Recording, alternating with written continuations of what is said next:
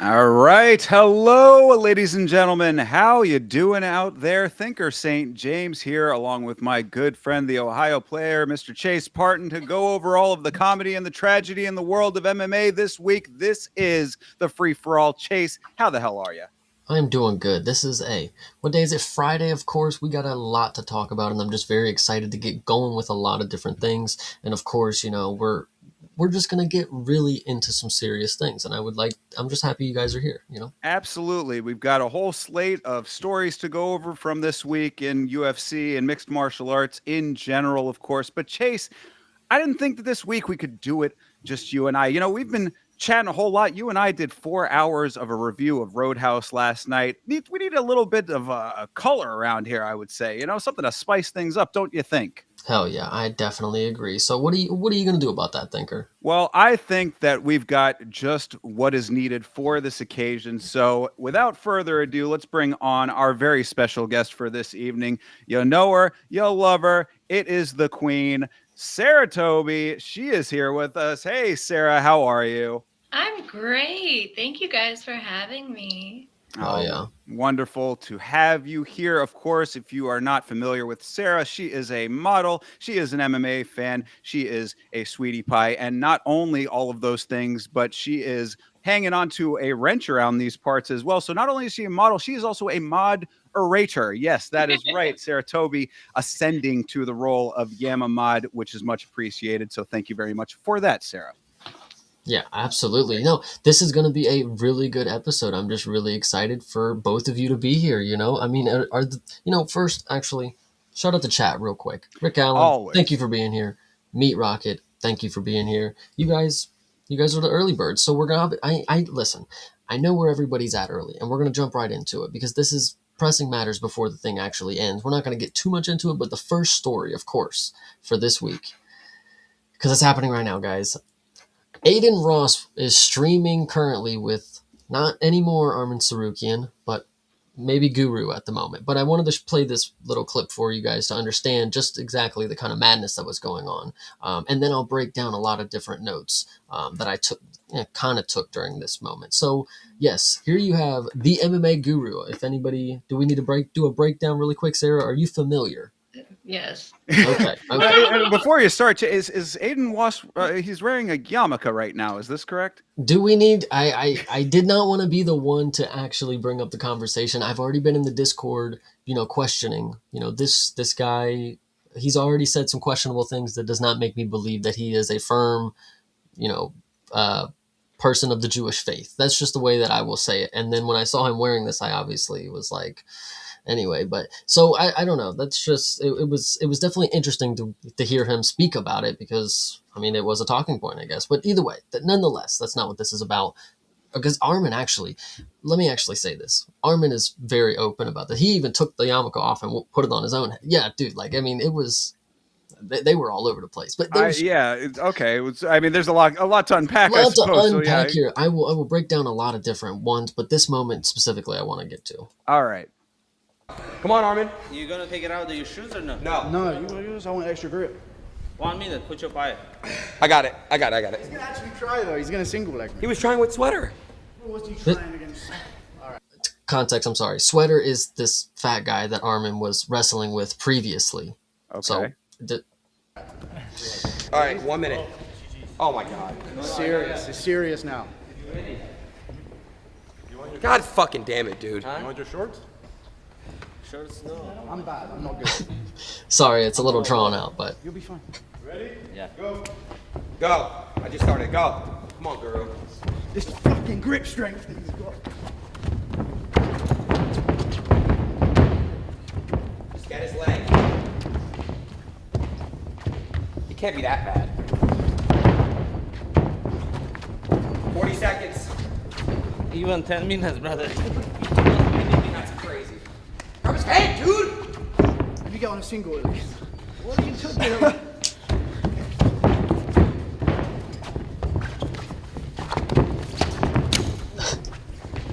Bro, I work all my day. 20 seconds. Oh, so close. 15. 10, 9, 8, 7, 6, 5, 4.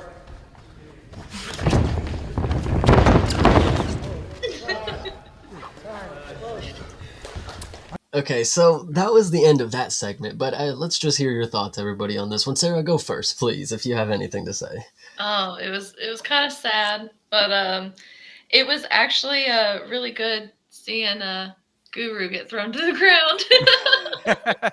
Listen, what I will say. Well, actually, Thinker, go ahead, and then I'll. I mean, really, what I saw is that Guru seemed to hold. I mean, granted, of course, Guru obviously has a lot of weight on him and a lot of size, but in the big picture for Armin being as proficient of a wrestler as he is and grappler, that I think that Guru kind of held his own there. I think all of these things are valid. Yes, it's funny to see Guru fall flat on his face a little bit. Yes, he did kind of, they were wrestling for him, and obviously Armin wasn't doing, anything other than just like kind of muscling him around kind of deal. But shout out to Guru for going as hard as he did. Like, I don't think I would have like cared that much to like continue. He picked it up in the end. You could tell he was kind of like, hand fighting a little bit there. And then as the time was running out, he was like, all right, let me try to actually like do something here. And that was where, you get a little overzealous and kind of work yourself into into a trap, so to speak. But yeah, I mean, look, he did not get rolled up. I mean, he didn't, get like any kind of significant, a couple of face stuff takedowns or whatever. But I mean, like, nothing in a real like embarrassing way, I would say here. I think that overall against a high level fighter like Armin, that this was not a terrible showing from the Guru. I actually think there's one key moment that I want to show other than this. So this is I'm glad you can't really see yet, but this is just Armin says something. He says something along the lines of WWE move here in a second. And I want you to visualize and be able to see what his interpretation of a WWE move. But either way, I think also the chat is cooking with, why is Armin doing this dumb shit, risking injury? It's just really funny that's he's on Aiden Ross stream with MMA Guru, risking injuries. I mean, he should be training hard to get a title shot, Well, yeah, and to answer the question, this is the same shit that took him out of the other fight. I mean, if you believe the story that was being tossed around, I mean, this is, him doing head spins with Nina over here as well. So yeah, Armin, I don't know how many times and how many different ways you need to be shown this to internalize this information, but Armin is a moron. And he is also a spoiled brat. So, like, I mean, he just thinks he can do anything that he wants at any time, and it's not going to matter. All right, here's the case. And I'm actually glad you brought it up this way, because I'll ask right now, Sarah Toby, what are your thoughts on Armin as well, right now, before I continue? I would have to agree. Really? Okay. I think the narrative is not... I think the narrative is sold on that. I think everybody is buying that. And when I watched this stream for the portions that Armin was in, I think this is just the type of dude that I'd probably enjoy hanging around. He is kind of funny. Like, this dude, you're going to see this guy in the video. And when I said, this fatter guy, unfortunately, he's a big husky guy. Unfortunately, they kind of bully him in this video. I was kind of mad. That's what I was going to say. Is you think that you'd want to hang out with Armin until you try to joke with him, and I guarantee you that would not go well. Well, he's the one actually being funny in this, because if he's bullying other people. Well, I wouldn't know. Those parts I was kind of like, damn, this guy is like, he's getting paid really to. You'll see this guy. And then anyway, Armin actually was doing a pretty playful job. Like, he was playing. Like I said, he took the yarmulke and put it on his head. I thought it was kind of funny. I wouldn't have done it, but I was like, dang, he's kind of. I mean, that's kind of ballsy, I guess. I don't know. Aiden's not really the kind of person to care, but there was a different. Anyway, continue to this point. This is the guy that he's wrestling with. and then WWE move. 8, 7, 6. Oh wow. Okay, I'm calling. That's enough of you. That's a lot of man. And what the It's a WWE. What the fuck? Oh, Slattery's emoting on you. Bro. bro's got Okay. the airsoft fatty build. Good lord, that is yeah. There's a lot going on with that guy. So yeah, I don't know if you guys liked his WWE move or whatever he did there. The jump and hump the dude, I guess. Learned well from Izzy. Yeah, On that I one, you mean, know. this one, and well, first he had to slap his ass. He had to let him know that there was obviously some more coming. You know, like, so brace for impact. But either way, I think this is just where we are in the timeline. You know, Aiden Ross is now a fan of mixed martial arts, which, if you think about it, it's not the greatest thing because he's promoting a lot of things that, you know, that I probably wouldn't agree to say with, and he's kind of annoying to me, but he is promoting mixed martial arts and he's getting the sport more globally recognized by a lot of different, you know, age groups and, demographics, I guess is the better way to say it. So what do you guys think about that? Yeah, I mean, we're seeing a lot of crossover. This has been going on, it seems, that we're seeing a whole lot of crossover now between the streaming world and the actual fighters themselves in the mixed martial arts space. Sneeko has been doing a lot of stuff in that regard. Of course, the famous clip of him sparring with Sean Strickland is one that comes to mind there, but him hanging out with Rampage. If you recall, Sneeko was actually a side character in the Raja Jackson saga there. You know, he was hanging out with Rampage when Rampage found out about the Raja incident. So, this is one of those things that I think is just kind of blending there. And of course, actually Rampage, a good example as well of somebody who is now crossing the other way, Rampage being a fighter going into the streaming world. So I think that it's just kind of the influencer space creeping more into the world in general. I mean, I guess it's all promotion at the end of the day. So whether it's this or them doing it their own, I mean, like, this is the fight game is very much about selling fights in, you know, as a character yourself. So I think that all of this kind of makes sense if you really break it down. You know, I think, there's a lot going on. Let me just say that first off, there's a Jake Paul mural on this fucking wall here, just as a clarification of what these people are doing when they come into the combat sports. They're promoting the Jake Pauls of it rather than the actual fucking good fighters. Like, Armin's a good one, and they're actually giving some good endorsements to him here. But like, obviously, it's not. He don't need the fucking promotion. He can go off and just sit in a mountain and do his TikTok videos where he eats a big giant ham sandwich or whatever he's doing, croissant. It's I don't know. Armin and Aiden, weird link up. Guru being there is also even weirder. But I think there's just some other talking points that, I'm glad you brought up Rampage because that is key here. I don't know if you remember that Guru made a video or had a live stream about Rampage. He had a lot to say about Rampage. Absolutely. Also, I did want to say that I do like that the mural has Jake Paul alongside Floyd Mayweather. You know, that's if you don't notice the one in between him and Floyd, it's Ryan Garcia. Yeah, all the greats represented. Yes, absolutely. So keep that in mind with Rampage, and I'm going to list off a couple things, and if your ears perk to a couple different moments that happened, just, so Armin and Aiden are sitting there watching videos, cool. Guru shows up, now they're all sitting in Aiden's little room. They go to play basketball for money. This, they're all saying, $5,000 if you make a shot, obviously doing this outrageous type of thing just to make it sound cool. They end up going to the boxing ring. Armin wrestles the fat guy, of course, and then Guru wrestles him for a second. This is all for money, by the way. This is key to note for a little story that plays out here. Guru wrestles for money. Guru disappears along with the fat guy, presumably because they're just like dead out of breath. Like, I was concerned for them. I'm not gonna lie. After this, they disappeared for a little bit. Armin and Aiden are playing ping pong.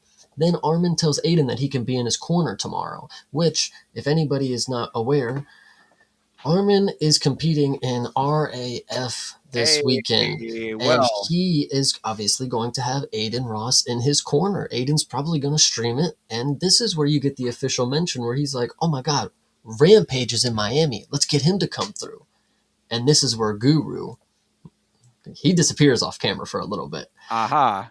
And then I was wondering if he left. It was to the point where I was wondering, did he leave? Like, what's going on with that? Yada yada yada. So a lot of different things going on. They But should have done it for the content, man. I mean, how bad do you want it? I mean, this is again because this is what this all kind of comes down to, right? So you're talking about like them having having Aiden Ross in the corner at this event and him being on the Armin on the stream and all these kinds of things.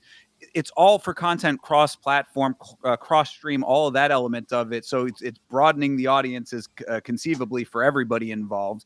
You know, in theory at least. So like you know, again, this is the elevation that you're getting to with all of this stuff. They try to up the ante, up the ante, up the ante. Well, I mean, if Guru's really about it, he's a big talker behind the keyboard, you know? I mean, this was your opportunity to really hash it out in real time, and B, do it for the views. yeah, Sarah, what do you think about that? Do you think that would have been wise for Guru to maybe entice Rampage to kind of come down? Because well, let me say what ended up happening is Aiden Ross mentioned it, and then I'm gonna let you go, Sarah. I'm sorry. He mentioned it, and Armin is like, oh man, yeah, I mean Rampage, and Guru's like, I don't think that's a good idea to get him down here. And then he's like, well, we can just call him, and like so they talk about it for a little bit. Guru kind of disappears. They end up calling Rampage up FaceTime. He actually is not near. He can't come in. You know, he can't be there. So he's got something to do tomorrow. He won't even be at the event, I don't think. But Guru didn't talk to him. But Guru did not talk to him. Guru did not do any mention. So again, Sarah, what do you think? Do you think it would have been cool, or do you think Guru should have been in the position to entice a meetup with Rampage to maybe squash a beef or some sort of thing? Would it have been wise? Probably not. Would it have been badass? Yeah, Yeah. for sure. But no, probably wouldn't have been super wise. Yeah, true. Yeah, wise, I don't know if is the right way to frame it, but like, would it have been interesting and would it have gotten the views? I think would have been, yeah. But the thing is, what I think would have ended up happening is that what's Rampage really going to do? Like, he's, Well- he's not going to be assaulting Guru.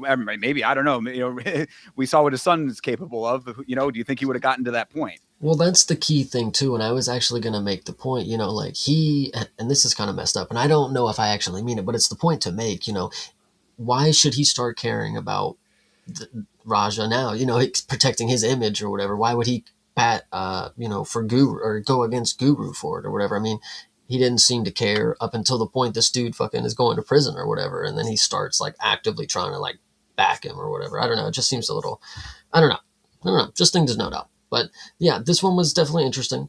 More things to know. Obviously, Rampage did not end up coming. So they end up walking around, and Armin, they start talking about money because Armin's about to leave. Armin's ready to go. He's like, so, you can just like Venmo me, or, Armin's actually telling him, I like cash. I'm actually a cash guy. And Aiden's like, well, we can do Bitcoin. We got Bitcoin, right? Yeah, we can do like 38,000 in Bitcoin or something like that. And he's like, or you could do Ethereum. And he's like, no, I'm like a cash guy. Like, I'm like a real hard cash guy.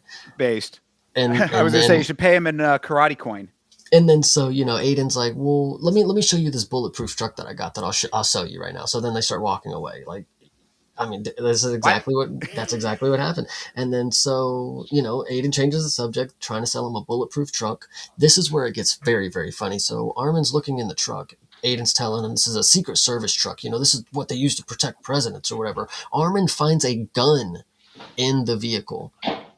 And he just points it at everybody. You want to find that clip? Hold on. You think staged? Do you think for the views? I would hope so, for fuck's sake. Let me see if I can find it real quick. This one was pretty goofy. It was cool. I mean, based on the description, Sarah, what are we thinking about all this? Yeah, absolutely. Is this piquing your interest? Is this the type of content that you would want to consume? No. No, not at all. No. It's kind of. It's like a morbid reality TV, which I mean, I think that's really what like streaming is like evolved from, is like morbid curiosity, the same way that you would have watched reality TV back in the day, and like I guess to an extent now as well. But like I guess it's like these weird glimpses into people's lives, but then it gets into that territory of like how much is real and how much is not, and then obviously Aiden Ross is paying these guys, so it's like does that play a part in all of this? Like, I don't know. It's just it's an odd. That whole landscape is very strange. I'm just glad that they're not doing the Jack Doherty, bother people in public thing. Like, as long as they're doing it amongst themselves, I'm like, do whatever you want, whatever. You're all adults, theoretically, at least. You can conduct yourselves however, and if you guys fuck each other up, then at least it was within that world and it's not some innocent bystander. But it is a strange glimpse into these people's lives, especially when one of them, in Arman Sarukian, is potentially going to be fighting for a championship at some point. Absolutely. So let me show you this clip real quick because I definitely got it. Actually, let's shout out the chat one more time because we got some new people coming in. Rick Allen, John Dong, CTE, of course, Meat Rocket. One more time. Where the fuck is Hydra? Where is Beeb? If you guys are watching the Guru stream over us, listen, I can tell you why. It's probably because of this clip right here. So everybody, once again, take a seat. We're gonna watch Arman be a little unhinged. I don't think this was staged because, like I said, they were just off doing it. They were playing ping pong before this. There was no like stage cues or whatever. This is my Maybach. You know Drake the rapper? Yes. He bought this for my No way. for my birthday. Yeah, open it up. You have a good friend. Yeah, brand new. That's love. Let me show you the real cool car. Like this. Oh yeah, it's a gun. Yeah. Bro, what the fuck? Why is there just a random gun in the Oh, he put car? it back.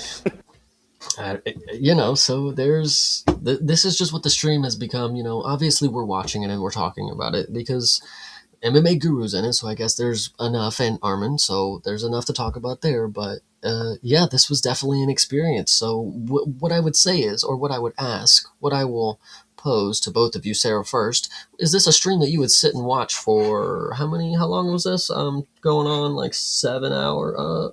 I don't know, a long time though. Would you sit here and watch this one? Hell no. No, nothing about this is enticing to you in any way, huh? No. I'm curious who it is. I guess it's got to be for kids, right? I mean, it's got to be for real young kids. Is the only thing I can think of. Maybe I know that Aiden Ross's audience is very young usually, or skews younger anyway.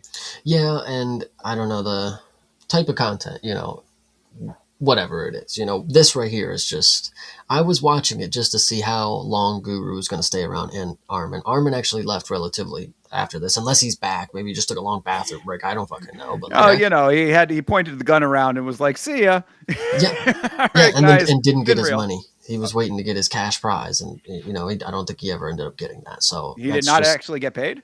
I mean, I don't think it was ever like real wagers. Nobody was shaking hands on it, like, spit and blood, but like maybe there's something behind the scenes with that. But it's very strange to me because every time I see clips, even when it's like the clips that people like, clip out to show and share and stuff, like those, I guess, are generally things that have a little bit more interest. But like you're saying, 7 hours of just watching these people kind of mill around, play wrestle with each other, Kind of fuck off.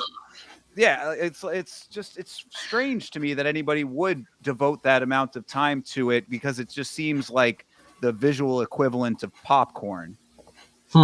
Yeah, no, this is definitely an experience that I don't know what out of 10 I would give it. I think we should actually rate it together. Let me think about it really hard because we did have MMA talent. We did have MMA content creation, and we did have it all in one moment. We actually got to see them wrestle. We saw the guy that they call, what was his name? Sleeping Bag or something? Yes. Yeah, Sweater. There we go. Sweater. We got to see him, and he was fun. He's also Jewish, by the way. I don't know if that was... Oh, God. Great representation there. So either way, it was definitely an experience. Out of 10, I would give it I'll give it a 7, guys. This was a good one. Arman was here. Guru was here. We're rating what? Just what we just saw? Entertainment value that you just got out of this. Would you watch this full, out of the clips I've shown you, would you click this in your spare time and like this, after the clips you saw, you'd be like, I need to go rewatch that stream. Not you personally, but would you recommend it to somebody? What out of 10? What you got here? Yeah, 2. I was going to go God. 3 personally. There's nothing, again, there's nothing to it. It's not like, I don't find any of them actually interesting. I mean, Guru, that's the thing about Guru in this context is that like Guru's entertainment value comes from his inflammatory personality when he's on stream. In this kind of context, he's just another guy. So it's like Aiden Ross is not interesting. Guru in this context is not interesting. I don't like Arman at all. So it's, I mean, like, what, you got a kind of a chubby guy. Yeah. Okay. Wow. That's, I live in Florida, pal. I can see that when I walk out my front door. There's nothing to this. I think a lot of people are enticed by the flashiness of the cars and like the money that's involved in stuff like that. It's like the Mr. Beast effect on some of this stuff. that also does not play anything into what I find entertaining. So yeah, I mean, because it's tacitly related to MMA, I'll give it a 3. But anything beyond that, no, there's nothing to this. Okay, fair, fair. And Sarah, you said 2, right? You're firm on a 2 here? Yeah, solid. 2. Okay, listen, one more chance, guys. I'll give you one more chance at the end of the show if you guys have your second opportunities. If just stew on it, just stew on what you've seen, and think if Sleeping Bag or Sweater, whatever it was, if he can make you turn around and believe that this is content worth watching. But either You got it. I will duly consider this throughout the rest of the show. Also, did want to address that Toby's checking in. Appreciate you, Toby. We got Sarah Toby and Toby in the chat. Toby was asking about a specific story. We have not gotten to that one yet, but trust it is coming up. and true, Hydra, I did see you say that you did say something earlier, and I missed it. So that's me. That's on me. That's me. Cool. But either way, Right. talking about missing it, I know we're all missing this, right? Like nobody's paying for like whatever this service is that you have to watch this on. Fox Nation. Contraire, my friend. All contraire on that one. I will be live streaming tomorrow night for Real American Freestyle. So How much is it? Because I was definitely thinking like maybe I should try to tune in, to represent the late great Hulk Hogan. He's not obviously been right in a lot of different ways, but he's promoting wrestling, real American wrestling. Come yeah, on. I believe that it's $8 or $9 for it's a monthly thing, but I think you can do it month to month, and you can just sign up for the month and then cancel it. So that's I believe I have to look into it. I haven't actually gotten that far just yet, but yeah, Fox Nation is your streaming platform, and God, it pains me to give any money to Fox Nation just out of principle, but for this, I will do it. We had a request for it in a previous stream, so I am going to be watching Real American Freestyle with a lot of names that you recognize. So at least that's there's something there, True, absolutely, and I'll definitely tune in for that. I didn't actually get the clips, but I will mention it just because I bet the chat will know what I'm talking about, especially. So there was a clip that came out. I didn't get this one because I really didn't. It's Real American Wrestling. I didn't want to dive too deep into their fucking lore, but Colby and Luke Rockhold were both jawing at Bo Nickel in the crowd, and who cares, honestly? I mean, well, Bo Nickel, yeah. So they're facing each other, and they took the time at the weigh-ins to, instead of going after each other, they both turned on Bo Nickel in a joint effort. And I was like, this is Clown 1 and Clown 2 going after Clown 3. So, I mean, what a trifecta you've got out of those. But of the 3 clowns, Bo is actually the least. So, really, I think that the 2 of them, they make a great team. They should fuck off together. Well, one I will say to that is give Bo time. But yes, I also agree with he's the least clownish of them all. But I would love to shout out this comment from Hydra right here. Sarah, your idol animations are way more chill than Thinker and Chase's. Jesus Christ, you are fucking hilarious. But either way, speaking of idle animations, that's a really good segue. Talk about promotion that is in an idle state. PFL, they just lost their CFO, CEO. I can't even fucking read. But yes, this guy is gone. I don't even know who he is. Peter Murray, though. He's done. He's done with the PFL, guys. Official statement. I'm not reading all that rubbish. This one right here at the top. Former PFL CEO. Peter Murray left the organization. What do you think, Thinker? Yeah, this is interesting to me. Peter Murray is basically like what I mean, not one-to-one comparison, but in broad terms, if Don Davis is the Dana White of PFL, then Peter Murray is akin to the Hunter kind of character here a little bit, Hunter Campbell. So, I mean, like, it is interesting because I mean that's a pretty big position here. The CEO of the company stepping down amidst all of what we know about PFL and all of what we have talked about together on this very show, Chase. I want to suspect that this is not like a sign of broader problems, though, because something this big, like, if they're like, I think that we would have seen a number of like smaller breadcrumb problems, like, and I guess in a broad sense, we have sort of seen a lot of like things that we can point to as like, oh, Francis and the state of the tournament system going away. They're like, we've talked about a lot of the things that we think are wrong with the organization, but we have not seen anything like PFL shuts down the PI in Africa or canceling events or things like that. It's not gotten so snowballed that like this would really signal like a downing of the ship to me. But this could be the first of the dominoes, perhaps. So it's interesting to see where this is going to go. I think it's funny to note that you say it's the first of the dominoes. What is the threshold for you to consider moves dominoes? Because we already saw them lower the money stakes for the tournaments from million to 50,000. Is that not one of the first dominoes to this process that the PFL Well, continues to go under? but that's kind of my point, is that, like, I think things like that you can kind of chalk up to them trying to just restructure things a little bit and seeing what, I really have felt like for a while since the Bellator purchase that they've just been throwing things at the wall and trying to see what sticks. We did also say that the Saudi money is drying up, so there could be that aspect of it too. That's more of what I mean, is not necessarily that this is the first domino. We don't know if it is the first, the middle, or the end of the line, or maybe the start of a bigger snowball. It's hard to gauge, is what I'm trying to get at here. Yeah, I actually wanted to shout out this comment. I didn't mean to cut you off, but Oh, you're good. I was thinking about this too hard, and I was trying to plug the video that we just did. So I'm going to shout out CTE right here. There's a Killcliff guy in the PFL right now who's a major sparring partner for all the UFC guys. When I thought of that, I thought of this guy that was in this movie Roadhouse, right? He was in the flashback scene with Jake Gyllenhaal getting knocked unconscious in late stoppage by Chris Tognoni, and he also was a major sparring partner and big accomplished champion and stuff, whatever, not champion, but big player in a lot of these different regional promotions, and then ended up becoming some stunt guy actor. I don't know, that's why I just thought about that. So go watch that movie review, because we definitely worked really hard on it.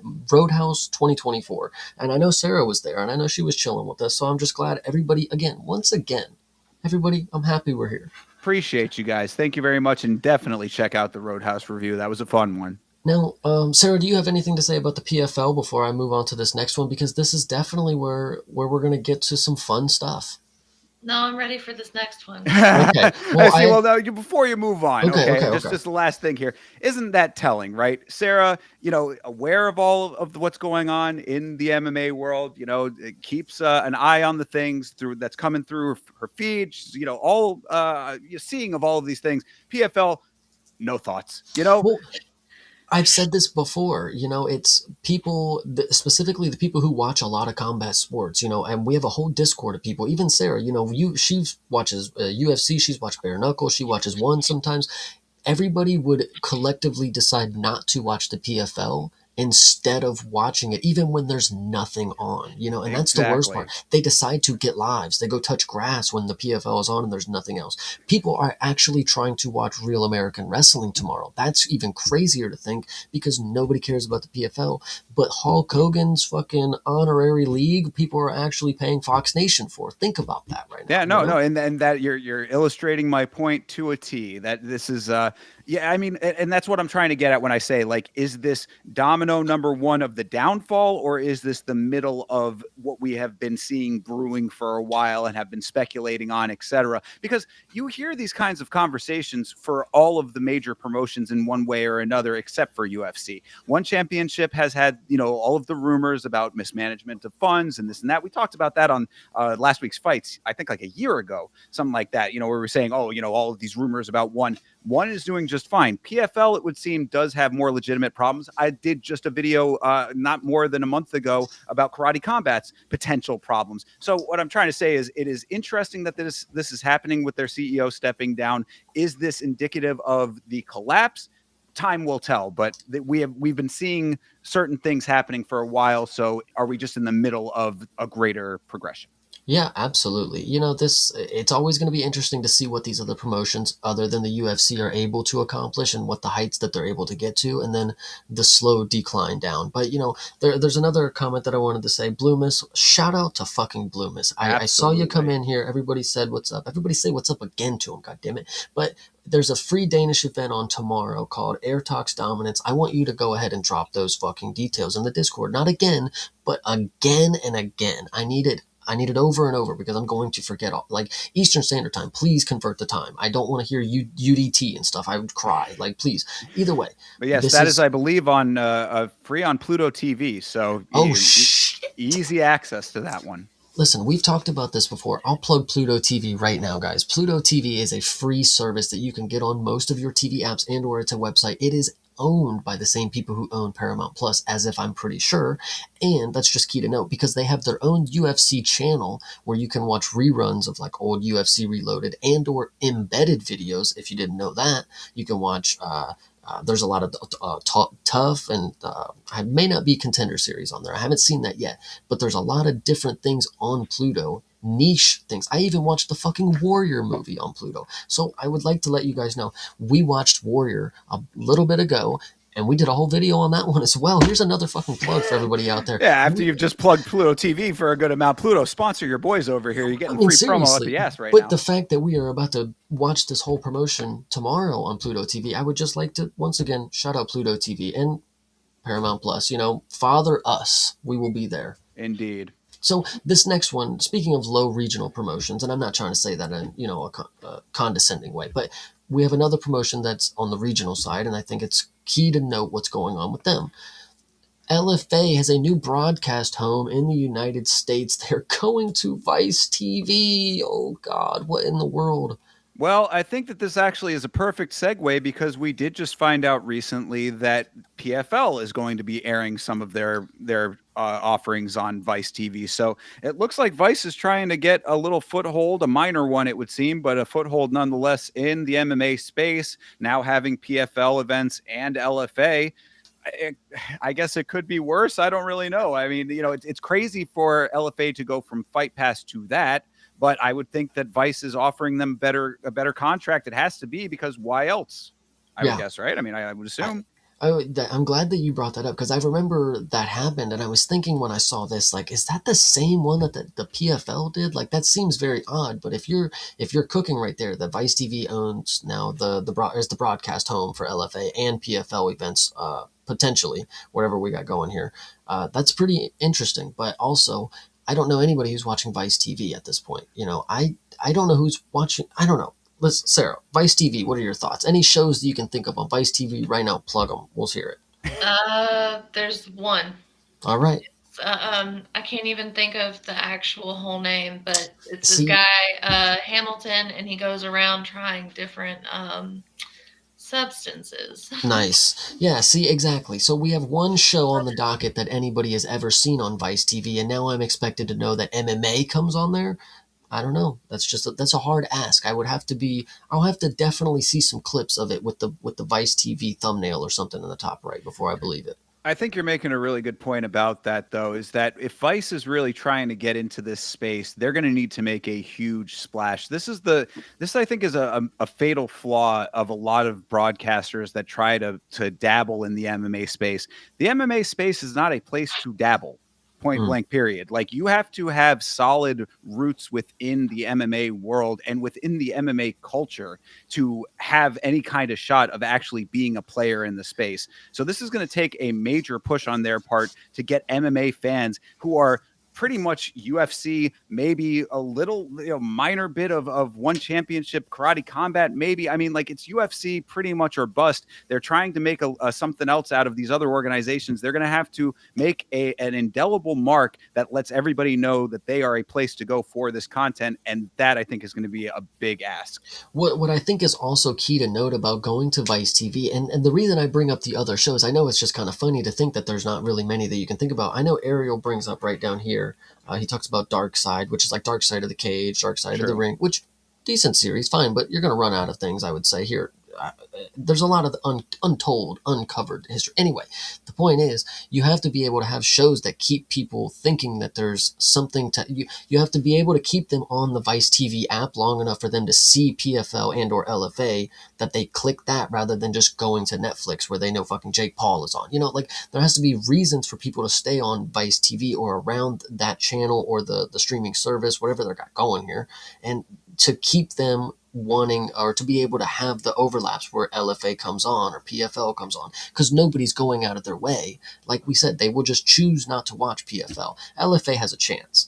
Well, this is I think you're illustrating the point in the reverse. I think that they're thinking that that people are going to make appointment viewing to watch these offerings, and that is going to be the biggest ask on the planet. That this is going to be the draw, as opposed to whatever programming that they have, because obviously they know that whatever programming that they're currently running, a show like what Sarah mentioned and Dark Side and maybe a couple of other minor things. I don't even think the Action Bronson stuff is on there anymore. So it's like, they had a couple of shows that for a while maybe had a little bit of an audience, but they're trying to pivot, it would seem, into something else now to bring people pull into it. And that is why I'm thinking that this is going to possibly not work out for them, is because you have to have deep ties to this community already, or you have to make such a splash in the space that people realize that this is the new place or a new place to go for this type of content. And it's just a very big ask, even for a network as big as Vice. No, absolutely. So I guess the last thing that I'll say, and I'll beg the question: the first LFA event on Vice will air at 9 p.m. on January 16th, which is next Friday. Is Sarah? Are you watching? What's the deal? Probably not. Well, there we go, guys. There's your answer. I mean, I probably won't either, but I would definitely see if it's for the first event. I'll see if it's easily found. If I can see if I can actually get to it, then that makes me, maybe I'll click it. But Well, if I can, go ahead. No, I was just because for me, I would love to. How do I watch Vice? I don't have cable. I mean, Right? Yeah. do I go to their website again? This is another big problem that we have in the space in general. How do you get to the content? That's why I think it's some sort of Vice TV Plus type of thing. Like it's like a streaming service type of deal, like how Fox has a Fox Plus or Paramount. But they're gonna have LFA and PFL. I don't know what else they would have on there other than originals for Vice TV. Dark Side and whatever else they got. But it is definitely going to be interesting. And then obviously, again, how much for that? I'm just saying, because I mean, I like the same way that I will give Fox begrudgingly my $8 for Real American Freestyle and then immediately cancel. I might do that for this one time with LFA just to see how it looks on their service. But like you're saying, recurring, this is going to be something that I'm going to be having another subscription for.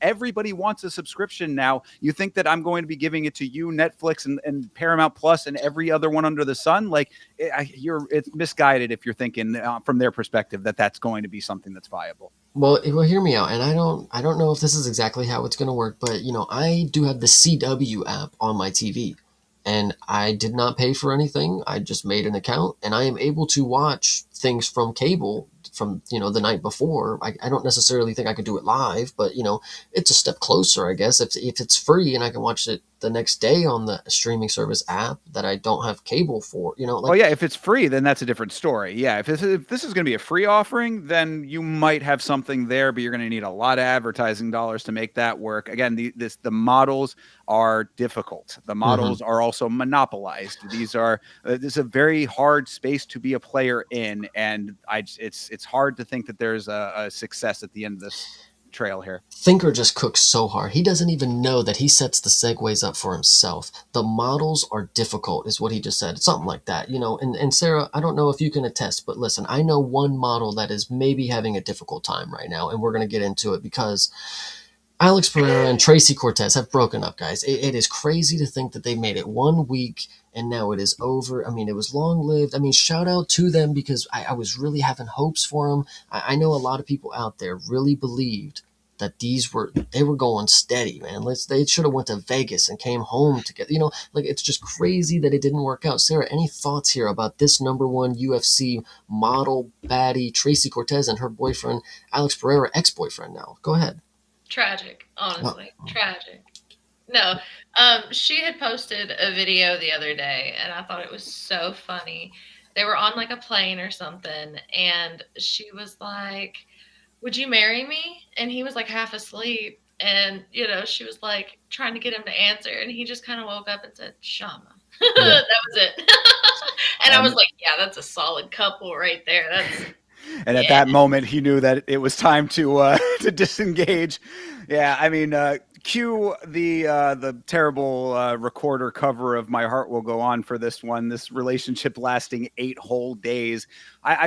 This is like when you know people in real life who do this kind of shit, where they announce to the entire world that they're a couple and then instantly are not anymore. It's like, what was the point of any of this? I suppose. No, absolutely. Yeah. And I just feel bad for him, actually. And I hate to go back on the topic, but Hydra makes a really good point because I think this is a lot of people are confused about this.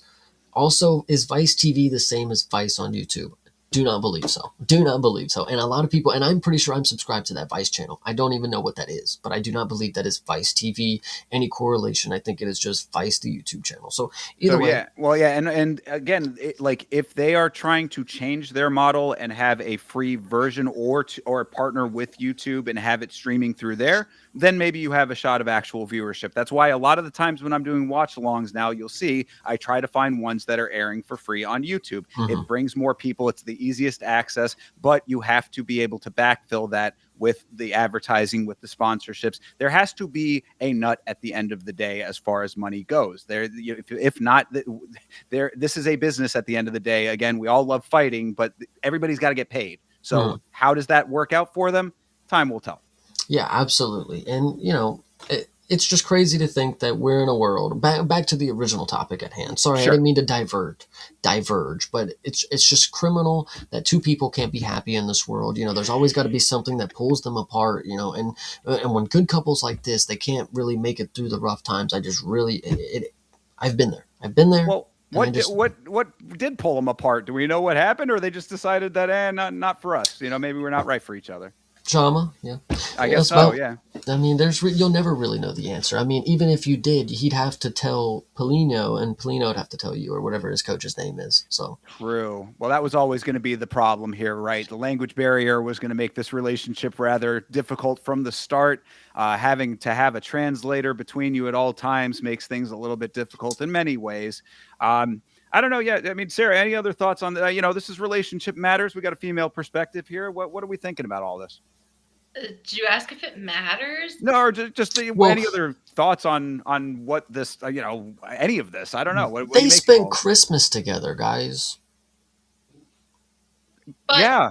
That doesn't mean anything. They spent Christmas together. The kids met her. I mean, they How probably is had her sick boy? fantasies about her. Did she spend with other UFC fighters? I'm just saying. She has gone through a couple. That is true. I'm We just saying. don't, guys. We don't know that. These are alleged things. Well, at Paulo least Costa two. is alleged. Paulo Costa is alleged, and yes, the other two are confirmed. But as it stands, I think this is it's just a shame. Unfortunate. We never see the power couples anymore. They are unfortunately in the women's division. They are always power couples in that shit. But we don't normally see it out here in the actual intergendered, I guess. But either way, True. Well, I mean, I guess the only one that you can really think of is the goated couple of Tiago and Yana Santos. And as we've said plenty of times, the couples that juice together stay together. So, wild speculation on that. But I just want to know before we move on from this, yes, does her dad get to keep the golf cart? that Did you know about wasn't. this? No? That was not Tracy's dad. Well, whose dad was it? His dad. Wait, he gave his own dad a golf cart? Mm-hmm. Oh, thought he bought a golf cart for her dad. I did not get that. I mean, he cried with him. I don't think that would be something I would do with a girlfriend's dad, I mean, like Okay, they got into it and drove off together and he's like, I love you, son. It was kind of, that sounds a lot like a father-son, not rather okay, than. no, I didn't see the video, so I only Oh, saw the okay, headline. okay. So, No, okay, yeah. maybe I'm wrong. Yes, no, he bought him a golf cart and it was a wholesome moment. Obviously he got that that wretched woman out his life. I mean, clearly she was fucking shit up. He's like, damn, I gotta go back home and figure shit out. Dad, let's go for a drive, man. Me and you, because she's back there, we're up there. It's, Well, it's who was the problem in the relationship though? Is what I'm curious the most about. um Like what made I'm saying what made this not work is I guess why I'm like, but I don't, it's fluff at the end of the day, whatever, but it's like, if we are talking about it, like what was the problem? Mate, they don't speak the same language. And I don't But mean they have different love language. Like, they literally do not speak the same verbal speech but language. how did they get together in the first place then, and why did they think that was going to work? Because humans like sex. I think that is what we're missing Oh, here. you think that's what it was? I mean, to his credit, Alex Pereira, he does well with the women. I mean, Pollyanna Viana. I mean, there's been a couple, I think, not just her. He's had, he's had a couple of. Oh well, and I mean, of course, the succubus one, the one that I went in on the on Yama, the one who's a podcaster. So I mean, obviously Pereira gets around. So you think that's just. Sarah, is it just raw masculine magnetism that gets him by? I mean, my thing is, if I don't understand what somebody's saying to me, the chances of you making me laugh are, pretty much cut in half, and that's important. So, and like, I guess your personality wouldn't necessarily be able to like fully come forward. So it must be just like a lust kind of thing. You know what I mean? Like, damn, he looks good. I want to be seen with that. Do you know what I mean? Does that make sense? Well, sure. I mean, some people did say that they thought it might have been a publicity stunt from the jump. I don't necessarily ascribe to that belief, but crazier things have happened, I suppose. Who cares? It's funny, and we get comments like, "I can't believe Cortez dubbed Pereira. He's nothing without her." Just hilarious, dude. Him sitting there with that belt, just staring out the window with the rain coming down. But either way, so yeah, this one was definitely funny to talk about. I'm glad we got to have a pretty good laugh about that. But we got to get into the next story, because this is where we get into one of our onions of the night. And you know what I mean by that is we have, not it's gonna make you cry, we have layers. You know, as Shrek always said, onions have layers, guys. There's probably other things with layers, cakes and other shit. But either way, onions for the day. So this is where we get to start this interaction. We have Dan Hooker and Patty Pimblett. These guys are jawing at each other. Well, not necessarily jawing at each other. I mean, they're both individually saying things on different social media platforms. One is talking through a fucking podcast lens kind of deal, and then one is all just on Twitter responding. So either way, we'll get into this real quick. We'll play this first video. And lad, people are saying like Justin Gage, he's older than that lad. He's 2 years older than Dan Hooker. That's true. Dan Hooker couldn't grapple a fucking rapist off his ma. You know what I mean? Okay, strong statements about Dan Hooker there. Oh yeah, so shout out Guru again, because he was definitely interviewing Patty, and this was something that was said here. And then I mean, I guess Yes, go ahead. to his credit, just at least he didn't double on that, because Guru that would have been a prime opportunity for him to have added to the to the sentiment there, but he held back and just kind of let that one lie. So, and then obviously, well, Sarah, what do you think about the video first before I move on to for Dan Hooker's first response? What do you think about that first video and this comment from Mr. Pimblett? Like, you couldn't have chose anything else to say. Anything in the whole English language, you could have made up even some crazy shit, and it would have sounded better than what he said. Yeah, facts. I mean, this comment right here at the bottom is like, why would he even say, like, dude, like, why you even got to do that? Like, there's. Well, yeah, because and I mean, I guess we're gonna go on and we can talk it through. But I mean, just basic start with that is that anytime that you have your mother involved in anything, you're already in questionable territory, no matter what the statement is. And then to pair it with that, because I've seen some of the responses, it was a hypothetical scenario that he was creating with this to exacerbate a point or whatever, to blow it out, make it something that's over the top and hyperbolic. It's like, you are putting those two things together. You know what you are doing when you are saying those two things together. Don't bullshit me. Hell yeah, Sarah, go ahead. Thank you. No, absolutely. I agree. Like, you know what you're saying, and okay, so there's like levels, right? There's like disrespect, and then there's spitting in somebody's face, and he just spit in his face and his mom's. Yeah. Well, I want you guys to keep that in mind, about this is specifically about his mother, not just anybody. This is a relative, a family member, the mom. Keep that in mind, though. Keep that in mind. So we obviously get the response from Dan Hooker. He says, it's on site, you fat bitch. But we've heard this before from Dan Hooker, and he stood in the face of Armin Sarukian outside of a fucking temple or wherever they were and did nothing. And then we got to the weigh-ins, he got headbutted. So, and then lost the fight. So he really kind of lost a lot of browning points when it comes to it's on site here, because it wasn't before. And then when the match started, it really didn't actually begin either. So either way, we get this response here from Dan Hooker. Obviously, it's on site. Then we get this next one. Dan Hooker, he doubles up. The double text. So this is just this video that we've seen earlier in the year, but we'll go ahead and rewatch it again, because this was at the last time this was at the Armin fucking card. I don't fucking know. Either way, we're getting into it. No, he was number 7. I don't actually give a fuck. I hate everyone ranked in front of me. Yeah, I like it. You know what I mean? Yeah, so you can like me then. If you're behind me, great bloke. So Great bloke, you then. Great bloke, absolutely love it. The second you get above me, I'll fucking hate your guts. I hate that your head's attached to your body. I like the style. No. Okay, so there's the video of them obviously having a little playful banter, and Dan says, "Ain't say shit when we were face to face, bitch." Drop the B word, and then I thought we were mates. Damn, he really. You thought you had a friend. You know, he did the Mike Perry right there.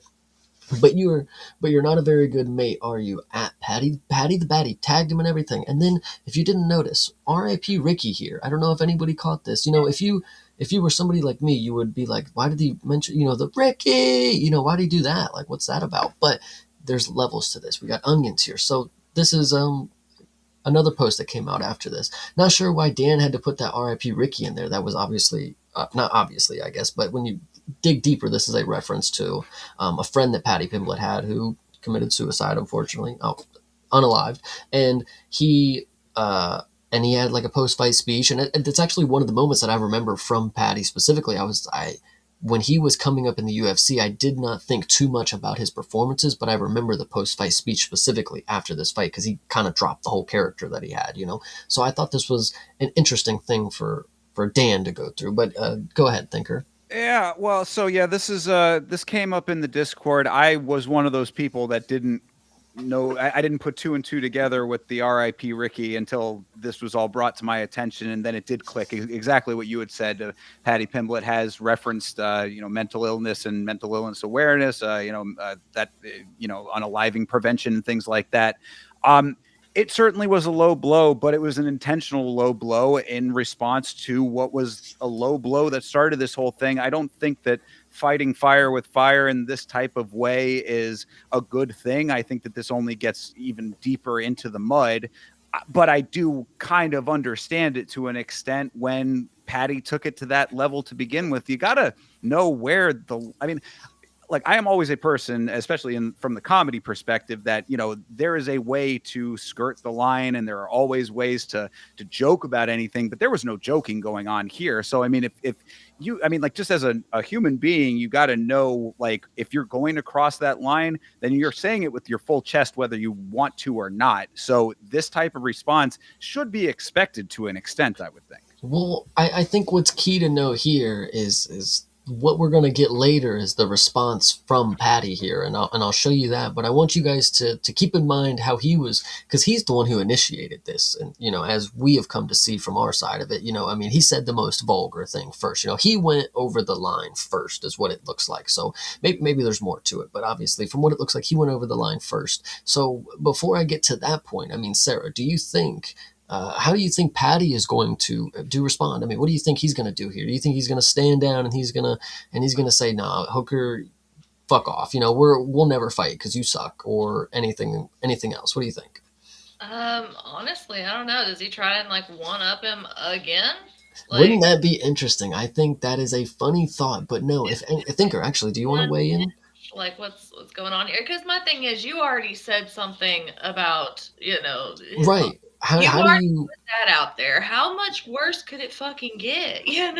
Right. Yeah, absolutely. I honestly, I don't really know what the response back is, but like, again, you're getting so deep into the mud. What more can you really, unless you know some really deep personal things about a person, then, I think that either you leave it at that to an extent and then see him in person, or you just kind of back off just by necessity. I don't know. How do you handle something like that, I guess? Also, I would love to bring up the chat real quick. Don't talk about someone's mom. Absolutely do not bring up a grape, of course. But I just made me think of Michael Chiesa. Don't talk about my mom. Don't talk about my mom. It's just and Michael Chiesa, that was a very innocent, super innocent comment to Michael Chiesa, and you saw how he reacted, which, again, it goes back to my point. And I also want to highlight Toby's thing here, where he's basically saying what I said earlier. Patty was hypothetical. Dan took a low blow. Do not bullshit me. You ready for this? You ready for this? Anyway, okay, so Toby's obviously setting us up. So here is the next response from Patty.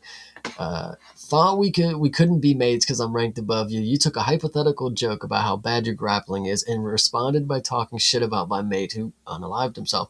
Now that's the lowest of the low, and on site is fine by me. You're dog shit at fighting. So you went so fucking low. You are so rude. You're an classic asshole. Wow. This is just such a classic tactic by people. This is like a classic online tactic in general when people get called out on their bullshit. You know, they try to figure out a way to turn it back on the other person when they are the one in the wrong clearly from the jump. And it never works. It is so transparently bullshit that, like, I mean, does Patty really think that everybody out is going to be looking at that and being like, damn, Patty, you're right, bro. You know, you really should. That was beyond the pale what he said, not what you said. You said, you know, that, yeah, that was, come on. I mean, we're all just kidding with that, right? I mean, it was a little, you know, a hypothetical situation. Come on. Again, do not bullshit a bullshitter on this one, dude. This is ridiculous that he thinks that this is an appropriate response. Go ahead, Sarah.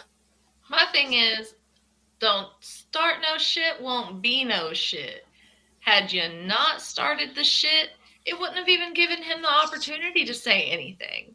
You know what's really funny? Shit won't be no shit. No, absolutely. What's funny is I know exactly this feeling, right? Because I am a master, and I don't take this lightly because I don't like to show this side of me. I am very good at talking shit. You know how good I am is because I've been in this situation many different times. I know how to say the right things that now I'm the bad guy because I said something too far. You know, it's all fun and games for everybody until I start making the jokes, you know, and that's just what I think is hilarious. And again, we go back to this being about a family member. This is about, you know, a mother of all things. This is the lowest of the low, and you went even lower by talking about my mate. Interesting. But now this clip that I'm going to play next for you, listen, the layers to this onion, you guys are going to love it because this is so perfect. And Toby, I hope you're watching this, buddy. This is a good one. We go back to this MMA Guru stream. Shout out to Guru one more time because here we got Patty laying in his bed doing his little podcast moment. So you ready? Because there's no Ilya Tapuri around right now. The original plan was you versus him.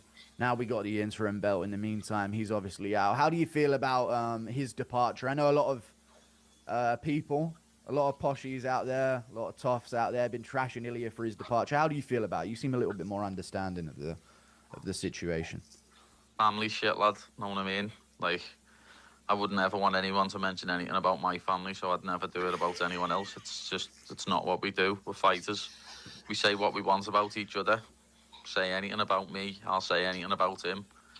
But don't mention families. You know, that's below the belt. And I wish him nothing but the best with it, lad. I hope it all gets resolved. I hope it all gets resolved and he gets to see his child, lad. That's the main thing. But for now, I'm fighting for the world title. He's sitting on the sideline, so when I win this belt, I'm the champ. Don't care if it says interim on it. When I win this belt, I'm the champ. And if he's not back by June, July, he best. Either way, we'll cut it close. Yes, you know what I'm getting at. I mean, was that the same interview? Yes. Wow. I mean, it looks like it. I mean, I can't be 100% sure, I guess, but I mean, yeah, it looks. Here's the original. Yeah, it would be hard for that to be a different one. I mean, like, you know, he's just in that same bed, in that same pose, in that same shirt all the time. And see, I didn't want to interrupt you, but Hydra, yeah. I think you're cooking because I know Patty. I feel the same way. Patty's 100% serious because in his mind, it was just a joke, not like, oh, his mom, you know, your mom's fat, you know, your mom's this. It's, oh, he couldn't do this about if his brother you know, if his cousin was around, he couldn't get up, you know, whatever. It's just like a saying, and I get what he's coming from, but like the irony here, brother, go. Yeah, well, that's really what it comes down to, because I understand where this is coming from with that. Like, yes, it was a joke that was poorly constructed with what he chose to put into it. But you cannot unring the bell. You cannot extrapolate the things that you put into the joke. So whether you like it or not, again, the intention no longer matters, unfortunately, for him at that point. So you got to stick with what you said, brother. Like, this is, you know, like you can't unsay it. You can't unpair the things that you chose. Also, maybe you should not have that as your go-to in your mind if you are setting up a joke like that. You know, you think about the thing. These things have consequences to them, like when it comes to how people are going to perceive them. And if that is your go-to, then you're already starting off from a very bad position. No, yeah, Sarah, go ahead, because this one is crazy. I love this. Honestly, what a goofball. What a goof. Are you kidding me? So you're gonna put, okay, so even putting those two words in the same sentence is wrong. Wrong. Don't do that. That's awful. I don't care if it's a joke. I don't care if you're, just, you know what you're saying and you know what you're putting together. You're aware of that. That's so wrong. And then to go on I'm sure just a few minutes later and say, oh, I'd never talk about somebody's family. Yeah. Like, I get, like, maybe you didn't directly, but you did. Yeah.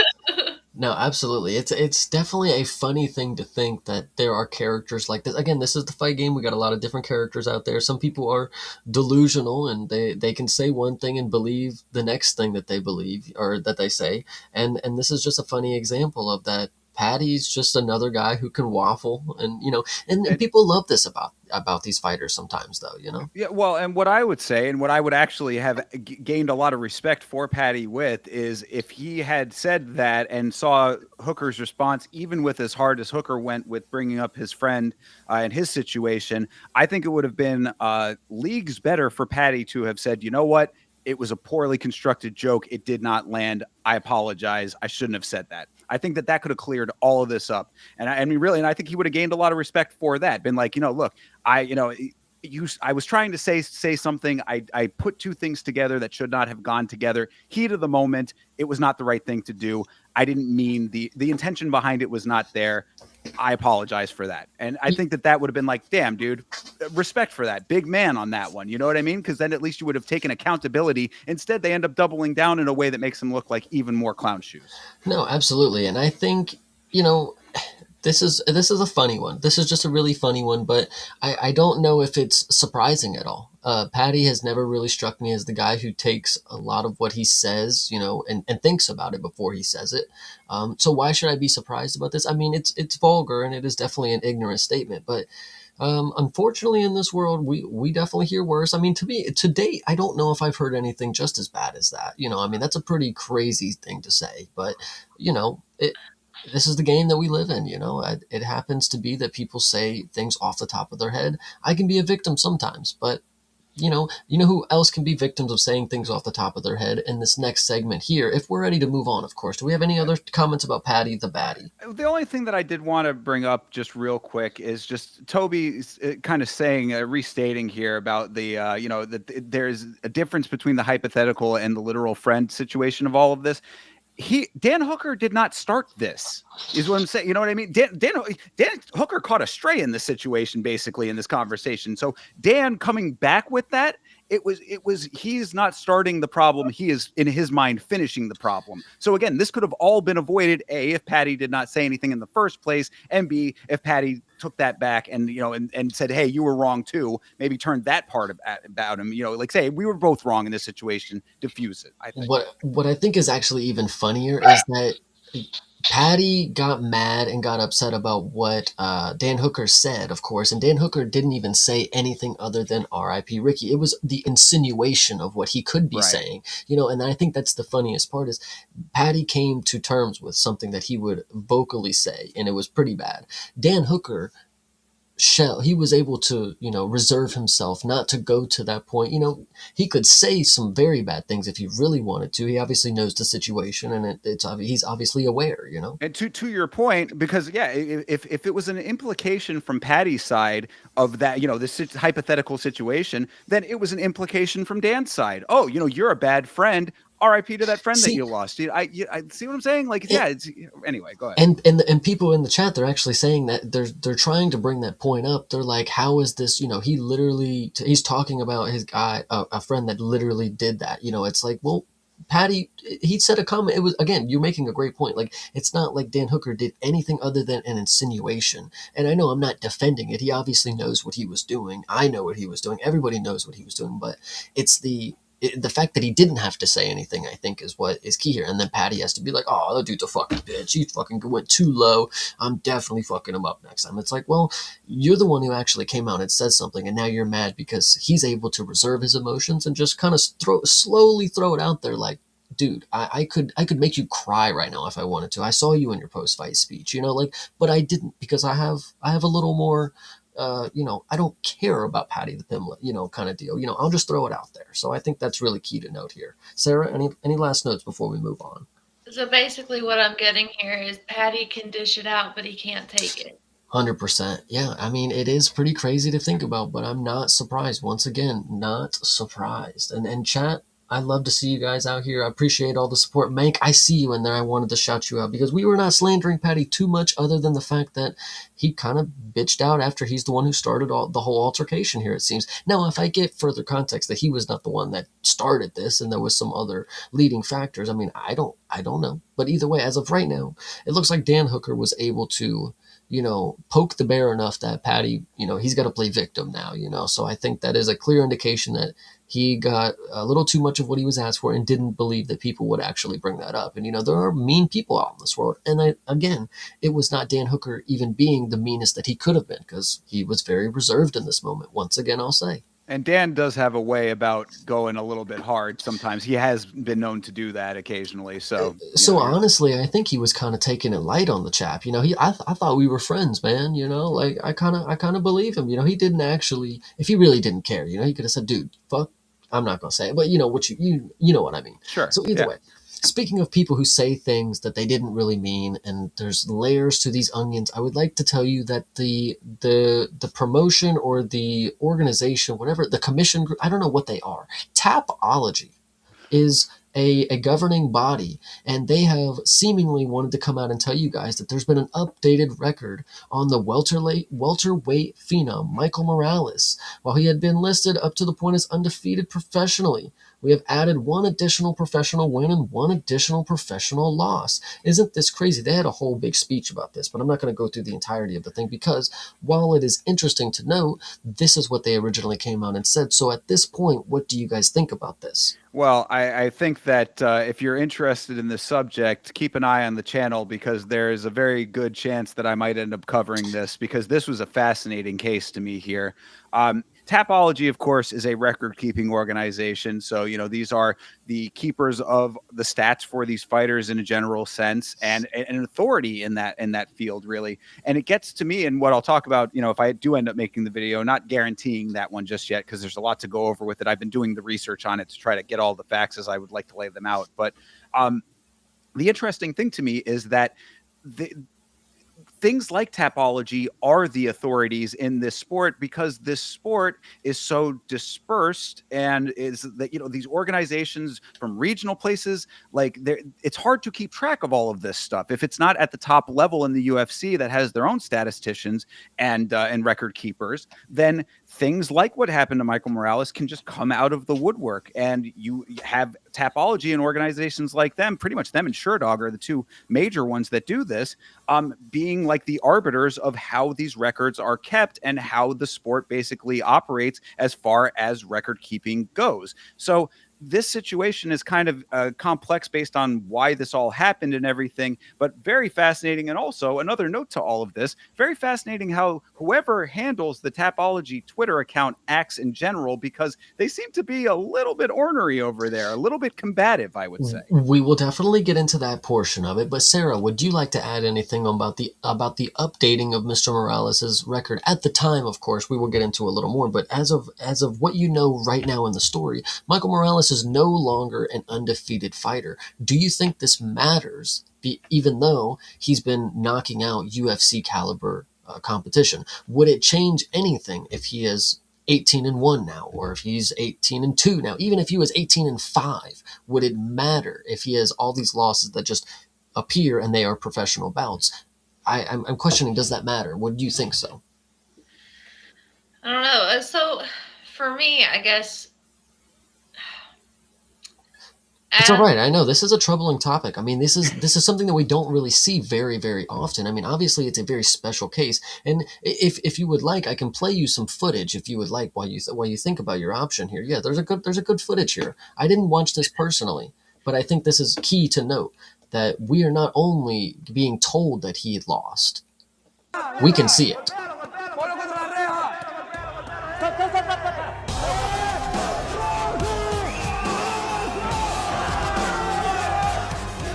Yeah, he didn't just lose. He was fucking demolished. Yeah. And what you guys also may want to know is that the guy that fought Michael Morales and finished him is now an Uber driver with almost 200 rides. Well, I mean, But fair enough, I suppose. there's key things here. There's key things here. This is a sort of, if you can see from this venue of this picture, this is clearly not very professional, I would say. But this is also some sort of reality. This dude has a 2.1 rating. Jesus Christ, dude, get it up. Get the 5 star. Sorry. This is some sort of tough reality show. This is why there was too many things, too many factors that went into play here. Like, is this professional? Is this exhibition? Does this actually count? Because they may be 2 round bouts, they may be 2 and then sudden death. Who actually knows what's going on here? I mean, clearly the production crew doesn't even know what's going on here. They don't even have seats. They have a ladder right here for who? I don't know. But either way, it's key to note that after all of the time that they did scouring the tapes, we came to a conclusion that the update is it's gone. We reversed it. We classified it. It doesn't even count, and we are stupid about it. They say that right there. Thank you for letting us know how colorful replies on how stupid we are. Thank you in advance. And then of course we got a lot of different other shit. But once again, if I bring you back to the topic at hand, would it have mattered if he had losses on his record if he is still beating UFC competition to this date? Not only beating them, convincingly knocking out the number 2 ranked guy in the division. Well, first of all, I do want to shout out CTE for a comment I was about to make and didn't get to in time. But Uber driving best base for MMA just asked Pantoja. Absolutely, very, very true. So commendable that was brought up there. I mean, yeah, Sarah, if you want to say your piece on this, because yeah, I know my answer is no. I don't think that that this really changes my perception in the slightest, honestly. I agree. I mean, just because you have losses, you can't win them all. You can't win them all. Khabib could. You're gonna win some, but that doesn't mean that you're not a badass fighter. Like, you can still be really good and have losses on your record. No, absolutely. I mean, it really doesn't matter. Again, this is an interesting thing about the sport, because I know I talk a big game all the time. Like, oh, if you're a great fighter, you're obviously not going to get destroyed by some random Uber driver in your regional. But either way, if that is the fact that happened, in which it is, but it's not a professional bout, the fact of the matter is, to this date, he has knocked out the number 2 ranked guy. I mean, it may not be the rankings currently, but he, at a moment in time, was the rightful guy to be going against Islam. People still want to believe that, whether that means he lost 5 times before, 18 times before. He could be 500 right now, but he's on it. Well, I guess that really wouldn't add up. But either way, up until his win streak, he could have lost so many bouts. It doesn't matter, because the moment he got to the UFC, he has not, looked bad. Well, and yeah, I'm glad you brought up Islam, because Islam, I mean, a lot of people still go back to the one time that he was knocked out, and as something that they latch on to. Islam is the pound for pound best fighter in the world, and to me, one of the best fighters of all time, the greatest fighter currently by a country mile, in my estimation. So it does not matter in the big picture there. What's more interesting to me about this story is that with the footage and like, again, if I do end up doing the video, I'll go into a lot more detail about it. But like, how did they decide that this was not worthy of being a professional bout, even if it was considered for a show? Do the ones for tough not count when they're 2 rounds? There's a lot that goes into this. Is why this subject is so fascinating to me in general. Like, what it all, like, in their methodology, what makes it yes or no on whether it counts or not. The answer to the actual question at hand, to me, yeah, we have plenty of great fighters who have losses on their record. Most fighters, like Sarah said, 99.9% of them will lose at some time. This does not change the perception to me personally, but I guess with Morales, there was an aura issue. It's besides the point. He is potentially going to be a champion at some point, maybe. And if not, he's still one of the best currently fighting. Absolutely. I think it's just a very fascinating thing. And I do want to tee you up, Thinker, because I really would like for you to get a video out about this, just for the intricacies about all the different things going on with Tapology right now. Their social media handler, the way that they're able to look at this old footage and determine if it is pro bouts or not. Because, somebody, I was trying to look for it for a second, somebody commented back like, hey, there's this fighter named Khabib Nurmagomedov, and he's got a lot of bogus fights early on in his career up until 16-0. Like, you should look into that. And they're like, yeah, we're going to go all the way to Dagestan and talk to this regional guys, man. And it's like, dude, what are you talking about? How did you come to this conclusion? Did they call you up? Like, that's literally what I was talking about before we got too deep into it, is that this is a very, very fascinating subject to me, because in other sports, think about any other professional sport, even single person professional sports where it's, one person versus one person, like tennis, that you have a defined set of record keepers that keep a defined set of records. When it comes to MMA, it's just so spread out throughout the entire world, and there's so many different places that it could be put on, so many different versions of promotions, so many different the factors are numerous. And an organization like Tapology, that's just the de facto record keepers of all of this, they're not even imbued with any kind of greater authority. They just happen to be the people that do it. So it's like there's a lot at play when it comes to this aspect of the sport, and I find it utterly fascinating. I appreciate the interest in the video. It's really a matter of if I can get all of my information and thoughts in a coherent manner for it, because it just seems so widespread that I'm having trouble condensing everything to make it presentable. Well, I actually think I was reading this right here, and I think these are pretty good points. For the last several years, we've been very restrictive about allowing fighters and leagues to claim exhibition status. It's become a loophole in keeping legitimate fights off records. I actually kind of like that they're doing something about it. They're not going to let these people just stay undefeated. They're trying to get down to it. But then again, when people start talking about, hey, there's a fighter with a fluky record, and then you snap back at them like, what are we going to do about it? It's like, well, act like you're not doing it. If you're not going to do it, then don't do it. But don't act like we're the assholes for telling you to look into shit when you seem like you can just pick and choose who you want to look into. Because, well, and that also goes to the bigger issue that they run into with all of this, where it's like, you can't have it all different which ways. So if you make a firm stance on one side, then the people on the other side have a case to be made against. And then if you take that side, now the people on the other, you know what I'm saying? You're constantly ping-ponging between opinions on what the right or wrong thing to do is. And so I understand the frustration from Tapology to an extent. It's just interesting to see it verbalized in text form so often from them, because they do seem pretty combative, like they're a little bit sick of being on the in the hot seat all the time. Yeah, and then I think, again, this next one, and in almost all scenarios, we felt the fights were all hard-fought, legitimate MMA contests. So, again, you get more of a personal flavor to it. As a human, you're subjective. What is a hard-fought MMA legitimate contest to these people? I mean, is Sal Tomato watching this shit? I don't know, because I could tell you he doesn't know what legitimate MMA contests are if he had the fucking dictionary in front of him that says MMA rules on it. Like, and he does. And that's the crazy part. He's at the fucking desk. Either way, it's just crazy to me. I think Tapology doing good things by trying to actually fix a problem and not letting people get away with this shit, because there's plenty of people that we question. Are their records legitimate? Is Shara Bullet actually 18-0 before he got there? Is such and such actually 29-0? Is da da da da da da? But the point is, Tapology is actually trying to give us some clarity. Like, yeah, they are. Like, we've looked at the tape. They are hard fought, legitimate MMA contests.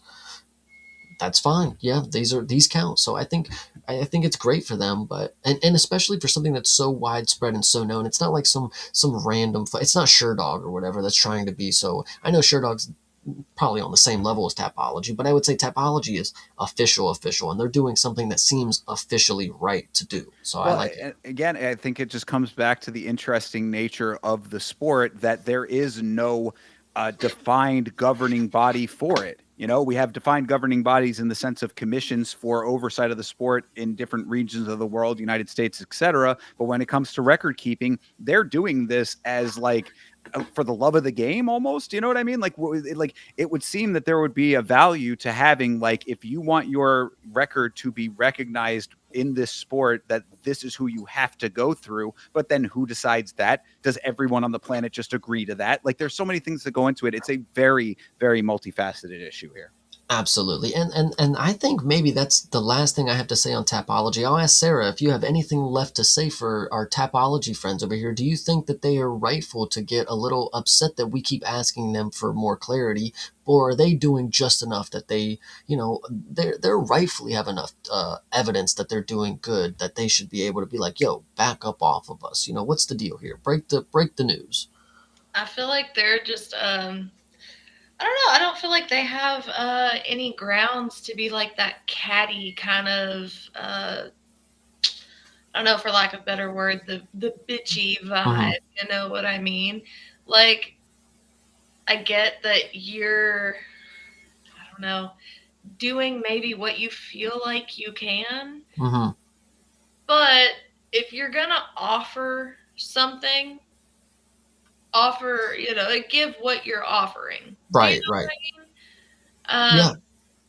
Well, I think that's actually a good point, and I do admire that the way that they've taken a lot of these responses. You know, some of them, yes, they are a little like passive aggressive, and then at the end, it's like, yo, shut the fuck up about it, kind of deal. But like some of them, you know, they do admire. They're like, yeah, we are reading a lot of these, and you are ripping us a new one, but we are listening. You know, we're responding to a lot of these, and just because we might be a little rude about it doesn't mean we're not here trying. You know, I have always felt, you know, that if I'm doing a good job and I'm working really hard and I'm getting stuff done, I can have whatever attitude I want to have. You know, if I want to be an asshole, as long as I'm getting shit done, it shouldn't matter. You know, if I'm doing the right thing, you know, who cares if I'm an asshole? You know, I'll be whatever I want to be. So I don't know. Well, I do want to highlight this comment from Hydra here saying that Typology is quote unquote official because it looks all right and comes up first. I mean, again, I think that this speaks to the nature of the record keeping in general, which is the bigger issue of all of this. Like Tapology and their social media team can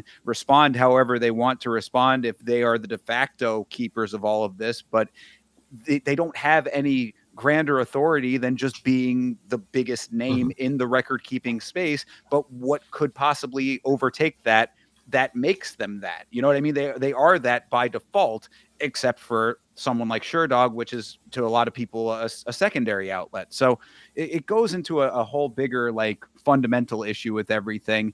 And I can, like I said, earlier, I can understand them being upset by always being the villain when it comes to these types of situations, because you can't please everybody at all times. But at the same time, like, have a set of standards, stick to those standards, and unless we're going to have like a greater oversight beyond them that is just like everybody has to submit to this, then the world is just going to have to be okay with how they do their thing. And that's where I think maybe the cattiness can get pulled back, because it's like, we are going to be the keepers of all this, whether you like it or not. So don't engage with it. You're still going to be the man at the end of the day, essentially, you know?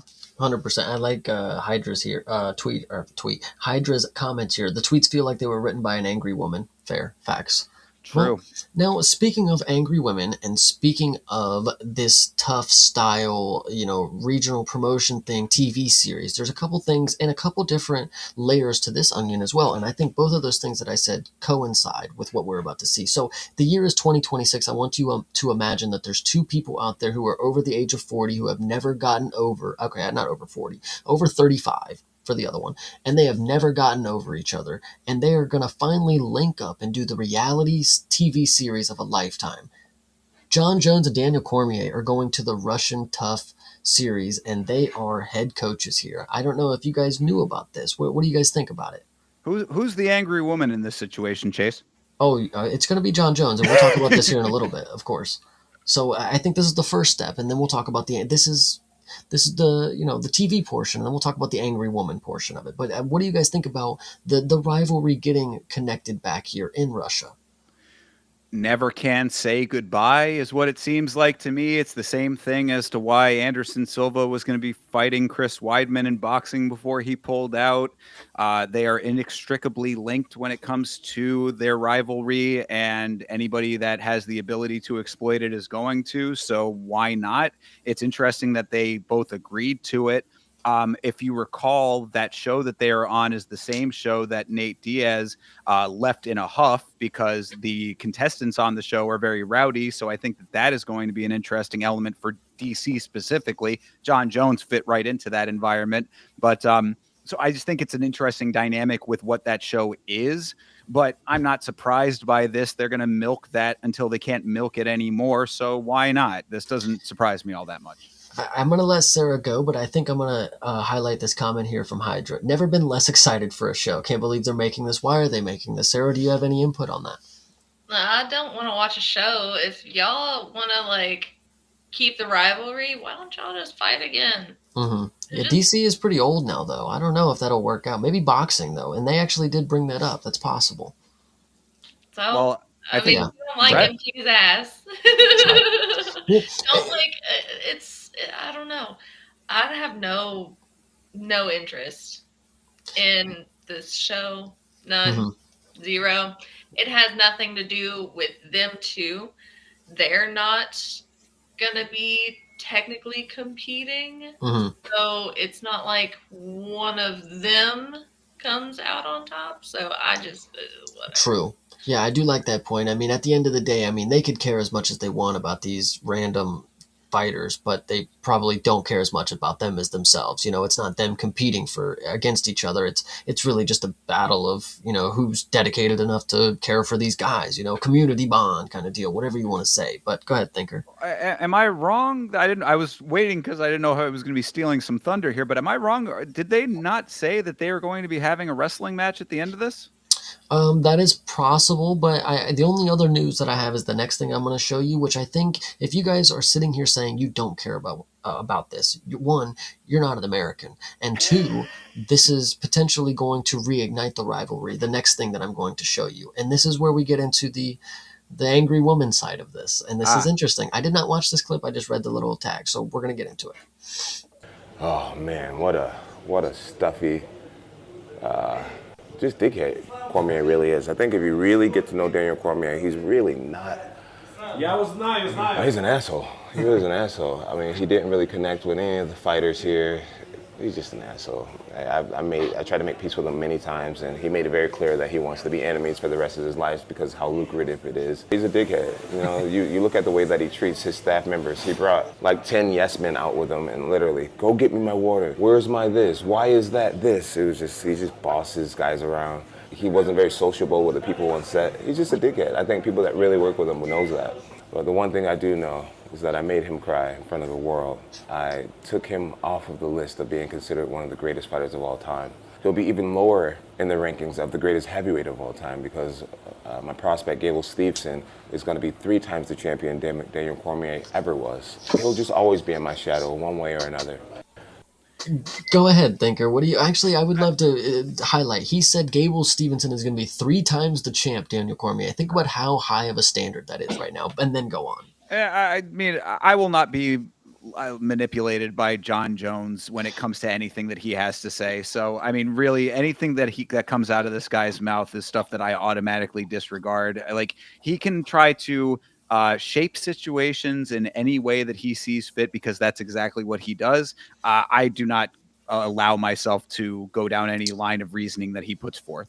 No, it's not even about that. It's just once again, John Jones is trying to publicly talk about somebody else being an asshole or a dickhead. Dude, you ran over a pregnant woman with your vehicle. But that's my point, is that like he tries to spin this, like it's all spin with him. He has anytime that he is talking about anything, it's a careful navigation to downplay everything that he has contributed to the negativity between them and put it all on DC. So if DC has any part in continuing the rivalry, it's all based on John and how he has always acted. So I mean, like, really anything that he puts forth is through his lens as his entire life is, and I will not allow that to be the narrative in my viewpoint of everything. So yeah, that just all goes back to that. There's no way that John can spin anything to me that is something that I'm going to go along with, knowing the type of person that he is and everything that comes with him. Before I let you go, Sarah, what if he got baptized again? Would that change your mind, Thinker? 10,000%. Yes. Okay. Yeah. Obviously, if he goes and gets baptized one more time, all is forgiven. Yeah. Fair enough. Well, go ahead, Sarah. I would like to hear your opinion on Mr. John Jones because we obviously get to talk about him a lot of different times. I believe the last time you were on, we got to talk about John Jones. It wasn't necessarily the best topic, of course, but it was John Jones in the spotlight nonetheless. And so, what are you thinking about this guy? Why does he hate Daniel Cormier so much that he can't get over it? He's 36 years old or something like that, and he's like, Jesus Christ, get over it. It makes me feel like it's like I don't know, like that relationship that he just can't get over. But like, I did no wrong. He was an asshole the whole time. And like, I had nothing to contribute. I was great. he sucks. Yeah. In No. all reality, like, you know. No, you're absolutely right. And I think Chad is actually even cooking even harder right here, guys. Jones beat his wife to, listen, a bloody mess is, listen, whatever you want to say about it, the kids phoned the police so bad, the kids called the police. Like, I wasn't personally around for that incident where I could like have that memory of like, holy shit, like that is something that actually happened. But like the fact that there are people out there who know that for a fact, like he did that shit, like that is something that you can't erase, you know? Like it's like with, listen, I'm not trying to compare this dude to OJ Simpson. People know for a lifetime, like that dude is, you don't want to, you know, whatever you want to say. John Jones, I think, is in the same way. It's like you can call other people all these other names, but like, brother, we know you have public records of what you have done. You know, this is just not your place. You know, if the pot could call the kettle a pot or a kettle, you know, I don't know, dude. It's crazy to me that John Jones is once again trying to talk about other people, you know, but either way, I digress. I mean, I did an entire video on John Jones and his self-perception and the legend of John Jones and all of that element of things.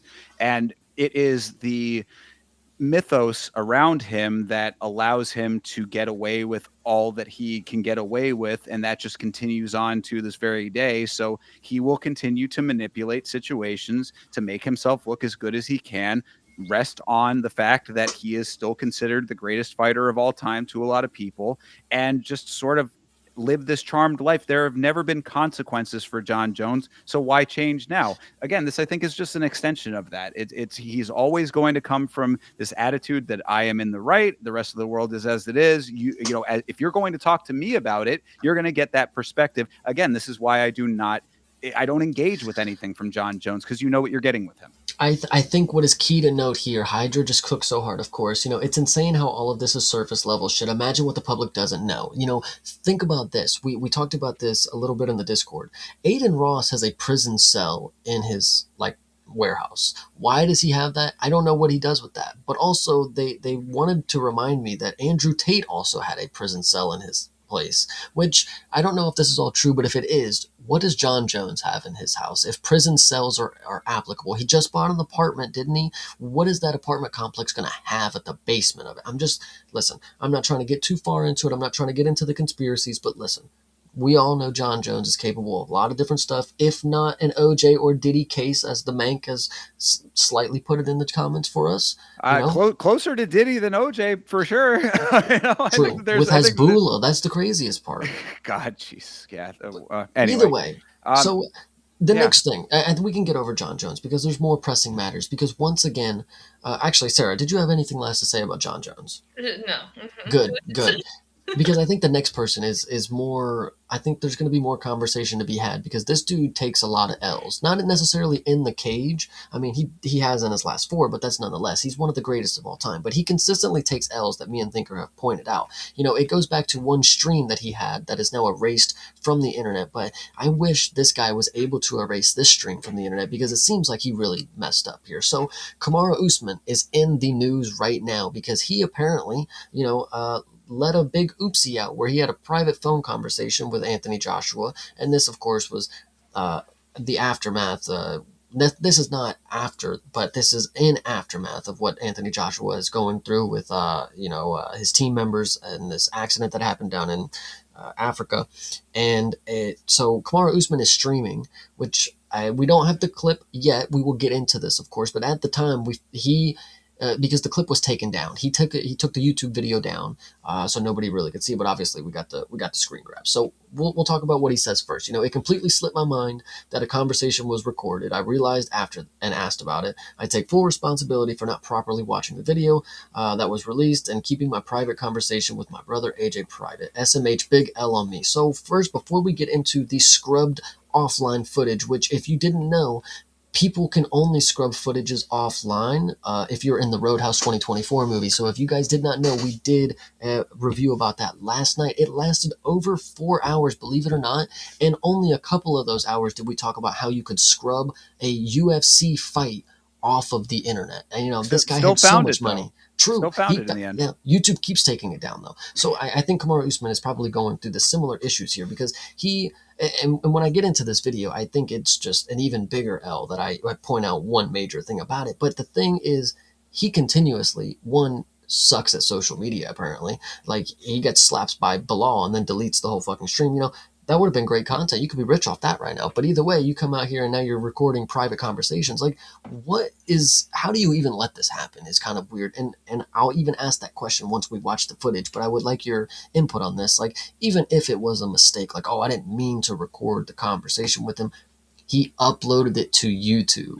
That's my big thing about all of this is to the idea that this was a mistake and I shouldn't have done that. I mean, yeah, you realize in hindsight that it was a mistake, but it was not a mistake that this happened. Kamaru Usman, come on, dude, you are filmed often. You are a social media figure now. You have a podcast that's pretty successful in the space. You knew that the camera crew was there. You knew what you were doing here. The only reason that this is becoming an issue is when people made it known to you that this is an issue. So for him to try to backpedal on this, I mean, in the end, I guess it is the right thing to do once you are called out on it, but like, don't try to play this off as if this was some kind of big oopsie. You did something that was dumb. Just own up to the fact that it was dumb to have done it in the first place and have that be the narrative. Yeah. What do you think about that, Sarah? What's he trying to do? Oops, it slipped. Yeah, I know. Oh, sorry.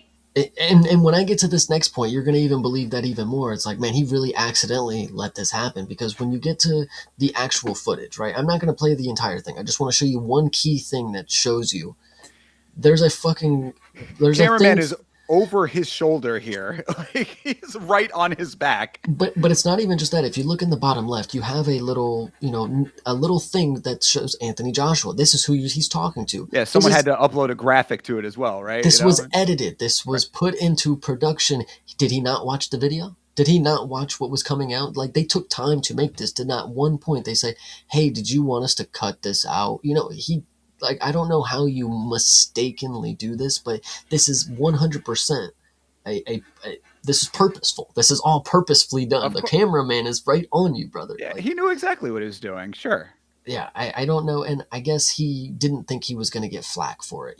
I think he uploaded it thinking like, oh, this is going to be great for engagement. I'm talking with my Nigerian brother, whatever the case may be. And being that he's, I mean, you can play the clip here in a second, but I'm sure what we're going to see is him being very genuine to him. Right. I didn't think we needed to play it. That's why. It's just going to be standard boilerplate. Okay, fair enough. Yeah, then fine. If you don't even have to. But yeah, the point is, I'm sure that it's a very heartfelt conversation. What he thought was going to happen is, oh man, that's so crazy that happened to Anthony Joshua. Man, what a good guy Kamaru is for, talking him through and all that. And then everybody was like, bro, this should have been a private conversation. And then he was like, oh shoot, this backfired tremendously. Yeah, he's a goofball for this one. What do you think about that, Sarah? You think that he was coming out here thinking he was going to get browning points from social media fans, thinking like, oh yeah, he's there for AJ. Absolutely. So caring and that's so kind of him. He's a great person, but like, I feel like the motives were just a little off. The comment at the bottom, Usman should have took the phone to the bathroom for this one.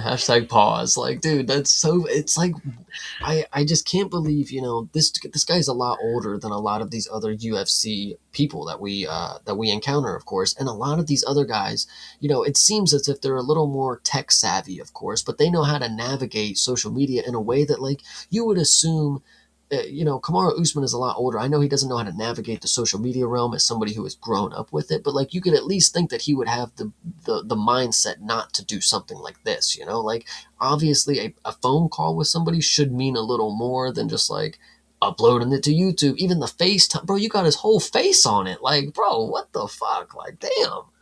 Yeah, no, I mean, this is, again, this is just a backfiring, really. That's all that this comes down to. I mean, like, he definitely knew exactly what he was doing. It was a misstep. And instead of just saying, yeah, that was a dumb thing for me to do, he tried to play it off as if it was a mistake, which is not what it was. I mean, unless he is literally saying it was a mistake that I thought that this was going to go over well. That's the only thing that you really can get away with any of this. But you get like, look, Kamaru Usman, you are still in the UFC, you are still fighting actively. I guess that's a relative term, but you're still an active fighter on the roster. You're getting enough engagement, my guy. You do not need to be farming this way. Like, just be content with what you have. And I think that that's the issue that I come back to with a lot of this. Like, why are you trying to level jump with these kinds of things when you already have a pretty large platform and are a very well-known fighter?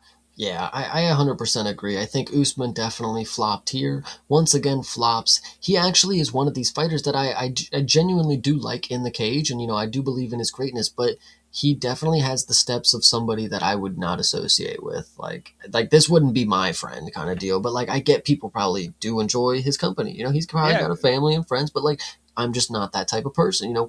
We just wouldn't connect. That's what I'd say. People who enjoy his company, like Henry Cejudo, obviously. So you're in good company there. Yeah, absolutely. And it's crazy to me that Sarah, actually, is there anything else you would like to add on Kamaru Usman's L's? Because he does rack them up a lot. But as of right now, I mean, this is just the more recent one. I think before we get into this next L that he takes, I would like to ask your opinion. What do you think on this one?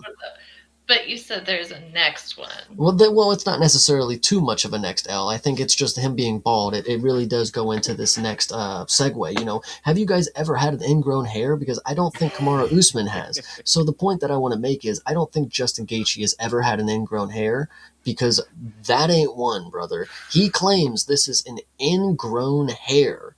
And we don't know. Yeah, exactly. I don't know what kind of hairs he's growing, but those aren't ingrown, and that is not one of them. So I wanted to bring this up because this is obviously the main event for this upcoming pay-per-view, the first Paramount card of the year. And now this is the guy that is supposed to be fighting Paddy Pimblett, and he's got fucking ringworm and shit, I mean, this is Benoit Saint Denis all over again. It would seem. The ingrown hair, quote unquote, staph infection, ringworm, whatever it might be, is secondary to me. It's the more important one of them, but secondary only in the sense that it was hilarious to me that his response to this was that, you got that coming up. Wait, I'm glad you brought it up. Yes, his response first. It was the first one that I saw. This is the way that I saw it in order. Is, did you screenshot me eating brisket from my YouTube video to make it look like I have herpes on my lip? My neck is a healing ingrown hair. And then he had to set this record straight one more time. It's an ingrown hair on my neck and brisket hanging out of my mouth, Nostradamus. I mean, shout out to Hydra. He didn't say it in this chat, but when we were talking about this previously, he said, okay, why the fuck are you eating brisket when you should be in camp, my guy? Like, this brisket seems like an odd choice of meal for pre-fight. This whole situation is a little bit strange and an odd way to try to cover something like that up. I actually, sadly, to my own benefit here, my curiosity about this, went and looked up what normal ingrown hair looked like. Certainly not like that. There would seem like there is a little bit of a staph infection going on here with Justin Gaethje. I mean, does this end up playing a major part in this fight? Again, I brought up Benoit Saint Denis. It's certainly, in hindsight, people would say that it did for him. I don't know. Chase, you're a betting man. What are you thinking about this as far as the lines go? As the lines go, obviously, I mean, I was still going to take Paddy before I saw this, but I don't even think the odds are what is the story here. The story here is that brisket. This is... No, well, that brisket was probably fucking good if it was dripping on his lip. Anyway, the point is, this is what Justin Gaethje looks like a couple weeks out from his fight at lightweight for the interim title belt. You know what Arman Sarukian's doing right now? Wrestling on Aiden Ross's stream. He sees the contender right here potentially about to be in horrific shape and potentially could pull out. They might need a backup. You know what he's doing? Risking injury against Guru, risking injury against the fat guy, against Sleeper Hold or whatever that guy's name was. It's just crazy to me. Does he not pay attention? Does he not care? Does he not want it? Because if I saw this right here, I'm calling Dana right now. Make me the backup fighter. I know I fucked up that one time. If Justin is not going to be able to make it, I will make weight. I will fight Paddy for that interim belt. And then when Ilya comes back, I will fight him. And it's crazy to me that is not the reality, because that would make Arman look actually decent. Like, in my opinion, wow, he's ready to actually make some change. He just got a big win and we screwed him out. And everybody thought it was funny, but now Justin actually might have a reason to pull out because he's fucking gonna die on antibiotics before he actually recovers.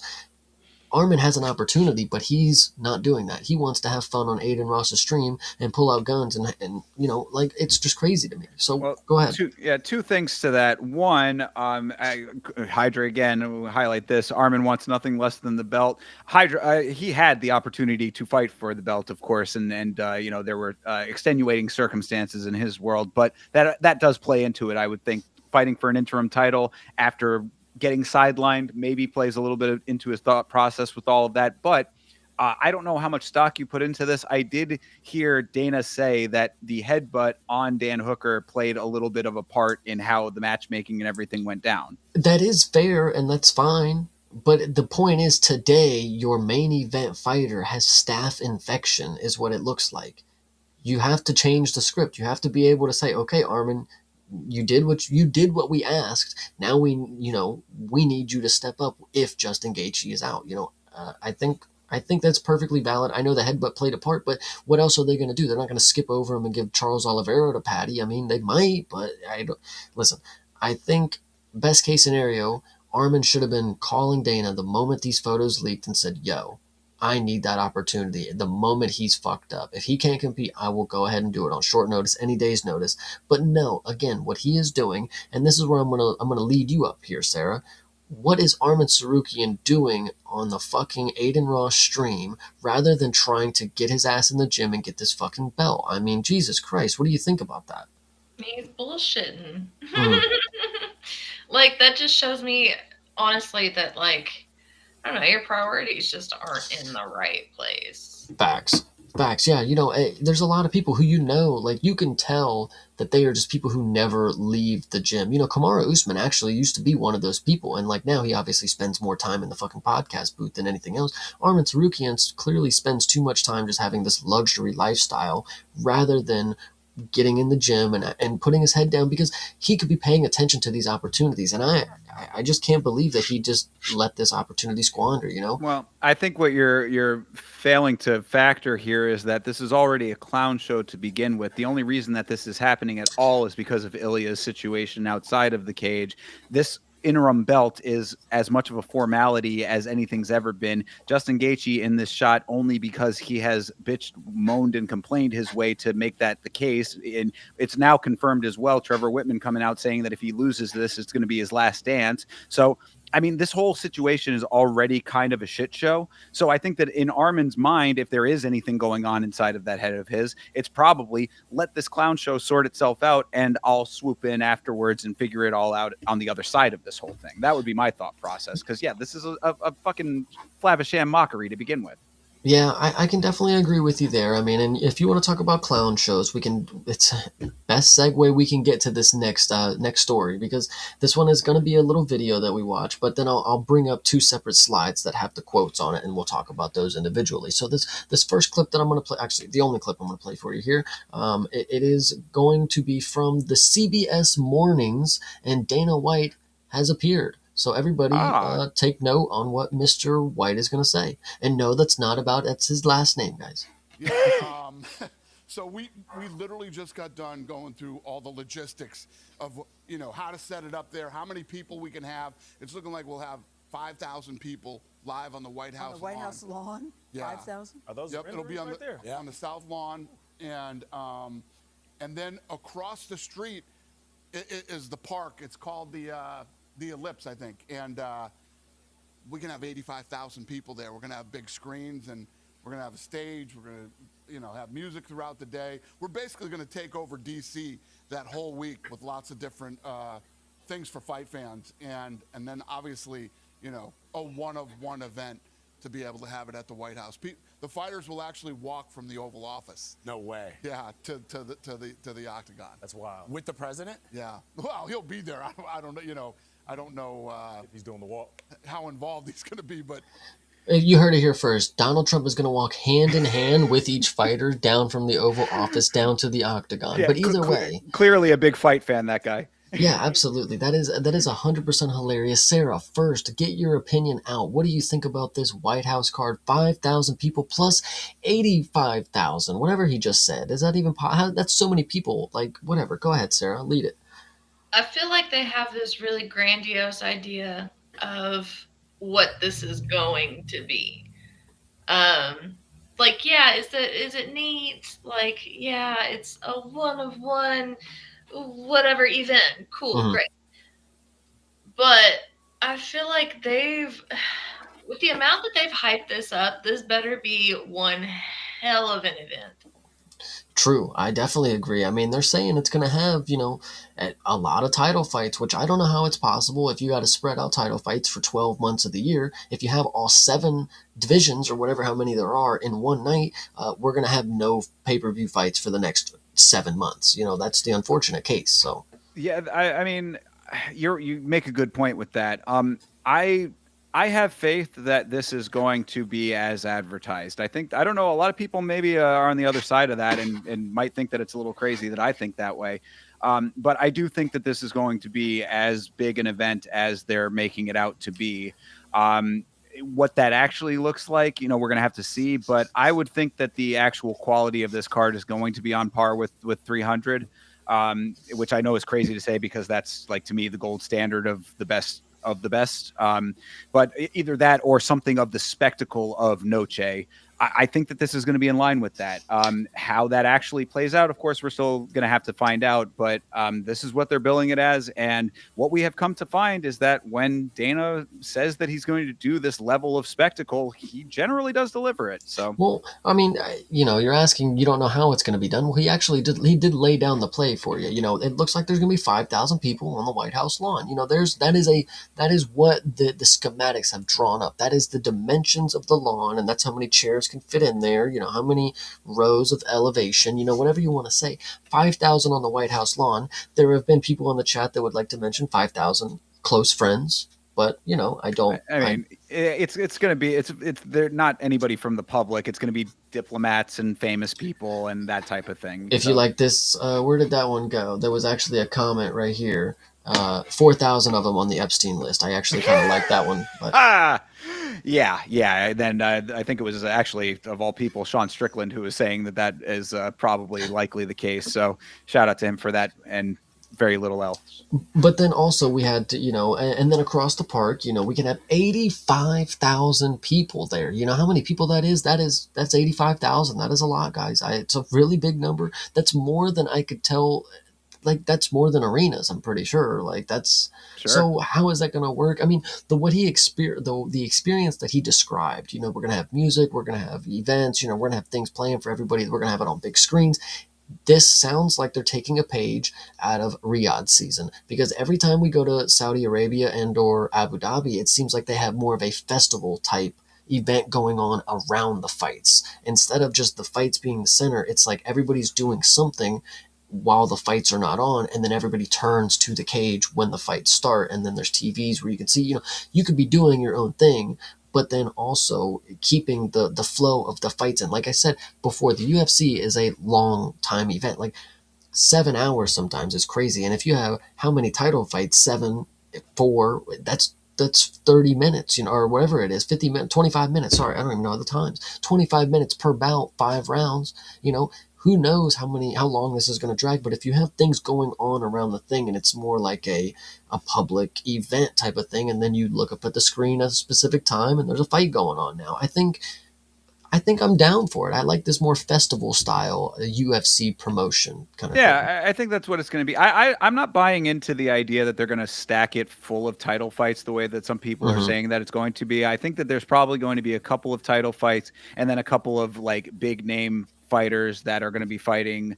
So a couple of like legacy fighters might be on it. I think that there's a makeup of this that has a little bit of everything that's going to go in to comprise the card. And when it comes to the festival atmosphere kind of thing, you're right. Of course, Noche was sponsored by Riyadh Season, taking a page out of that kind of a book. I think that the over-the-top spectacle in a place like DC is by its nature a place that can handle a lot of crowds and things like that for various reasons. This hopefully being a positive one. I think that this will all pretty much go as expected unless it doesn't. You know what I mean? That's basically how I'm looking at it. Here's one or a couple things that I say are certain about this event, and I just not thought about this. It has nothing to do with the fights themselves. It has nothing to do with the presentation. Actually, it has to do a little bit with the presentation. So before any college football game or any other NFL game, they always have these fucking jets and shit that fly over. I don't know if you guys noticed, this is a thing that we do with American sports. We let everybody know the U.S. military is near us for our football games and shit. I can clearly, vividly envision something like that happening for the UFC. First time ever, we get to see some jets fly over the fights. I think obviously it's in the White House. And then I can totally see Donald Trump emerging from his helicopter.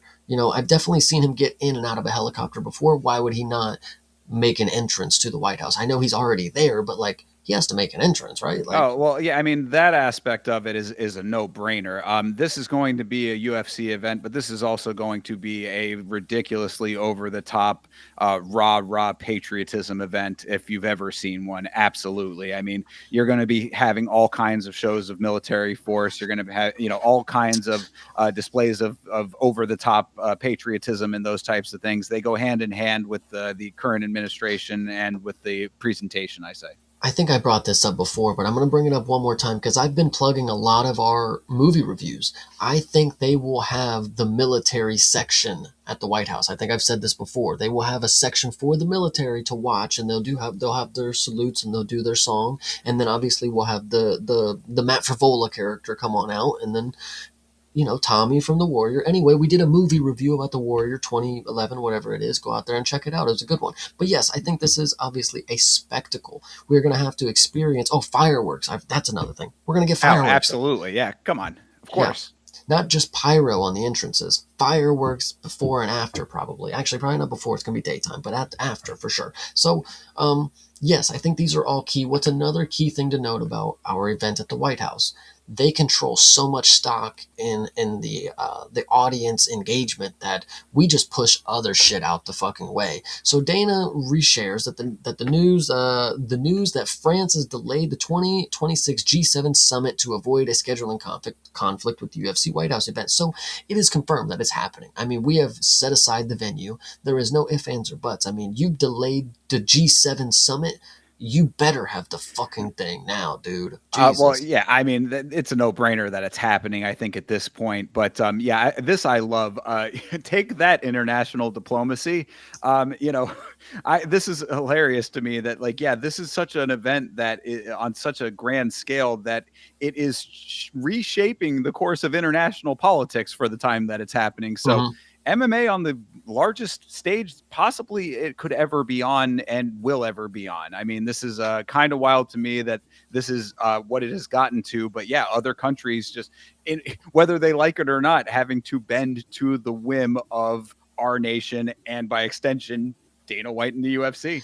Absolutely. So, Sarah, what do you think of this power that the UFC is holding over, basically any other thing that falls on the day of Donald Trump's birthday? The UFC owns it now. We've trademarked Donald Trump's birthday as fight day, basically. So what do you think? That is iconic. It is iconic, legendary. I think it's pretty dope, honestly.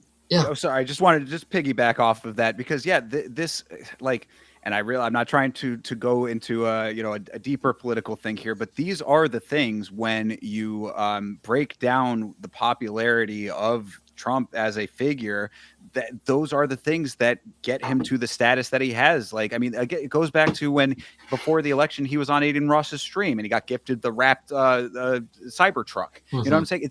These are the types of things. These are the shows of the shows of stature. They are of the people events like this is.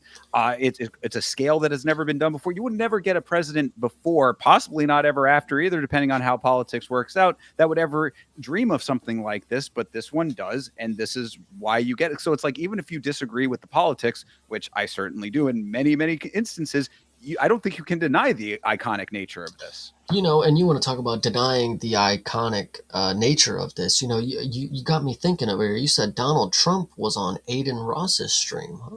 Is he going to be on my White House lawn? Let's see. Is Aiden Ross going to get his opportunity to go to the White House lawn along with Speed, Logan Paul, Jake Paul, Zac Efron, and all these other people out here, Dave Bautista, who is all going to be at the White House? I am very curious. I want to see the list of 5,000. It better not be a hidden list like this other list that's been going around in the news. To answer your question, though, I think the answer is probably yes. Yeah. I would say Connor's so. going to be there, obviously fighting. If he's not, yeah, he's Connor's going to gonna be be in fighting, of a course. suited up. But either way, no, this is just great news, and I think it's one of the better things that we could end today's discussion on. We had a good little lengthy 2-hour topic, but I think ending on the UFC being baller status and just making way for everything that they have coming. Listen, it's a great way to end, because going through these next couple of weeks, we just got to remember that the UFC has great things in store for us, and once we get to catch up and keep up, we'll be right back on ESPN's gone. Paramount Plus has picked us up with their graceful hands, and we are riding straight to the moon on that plus mark right behind the Paramount name. UFC at the White House, PFL on Vice TV. Yes, exactly. It is a very crazy comparison, but it is the real life that we live in. I mean, just Life showing, goes on. Yeah, it's the dominance that this organization has. It's the interplay and the power that the organization has. It's all of these things. It's not just that. I mean, yes, power and assets and resources. I mean, they're not real for these companies. They make too much money for it actually to be real. But the point is, it's not just that stuff. They're making the plays that actually matter. It's not that they didn't go to Paramount Plus and they expect shit just going to change because Paramount Plus is now the fights. It's like, no, they have a good thing going. They see that Paramount Plus is getting all of these great connections, and they're getting all of these great services. They have Nickelodeon on there, guys. Don't you understand? So the UFC clearly saw that the Paramount Plus was on their way to doing something great. They know the people, when it comes to these, when I say Dana White in the UFC, I mean, he specifically knows the people at the head of Paramount Plus. It's not just he believes in the company Paramount Plus. No, he believes in the people that are running Paramount Plus. And that's what you should know, is like, these are companies that are ran by people who know what they're doing. Vice TV, do you even know what they're doing over there? Like, do they even have a brick and mortar establishment? Like, I don't even know. They're running it out of somebody's apartment in, South Dakota. It could be one dude on a laptop for all that I know. But like when it comes to specifically Dana White, I know he's got the connections to these powerful people. And from what I'm seeing, the people that he's in connection with are the ones that are thriving and have elevating markets. And the people that are fucking associating with PFL and LFA are on Vice fucking TV. I don't know. So yeah, right. That is the ultimate point of all of it, is that you want to talk about why these organizations, and you go back and trace it back through the history of the UFC and what it took to get them to where they are now. This is the logical conclusion of it. So in a roundabout way, this is your late stage capitalism at work. Absolutely.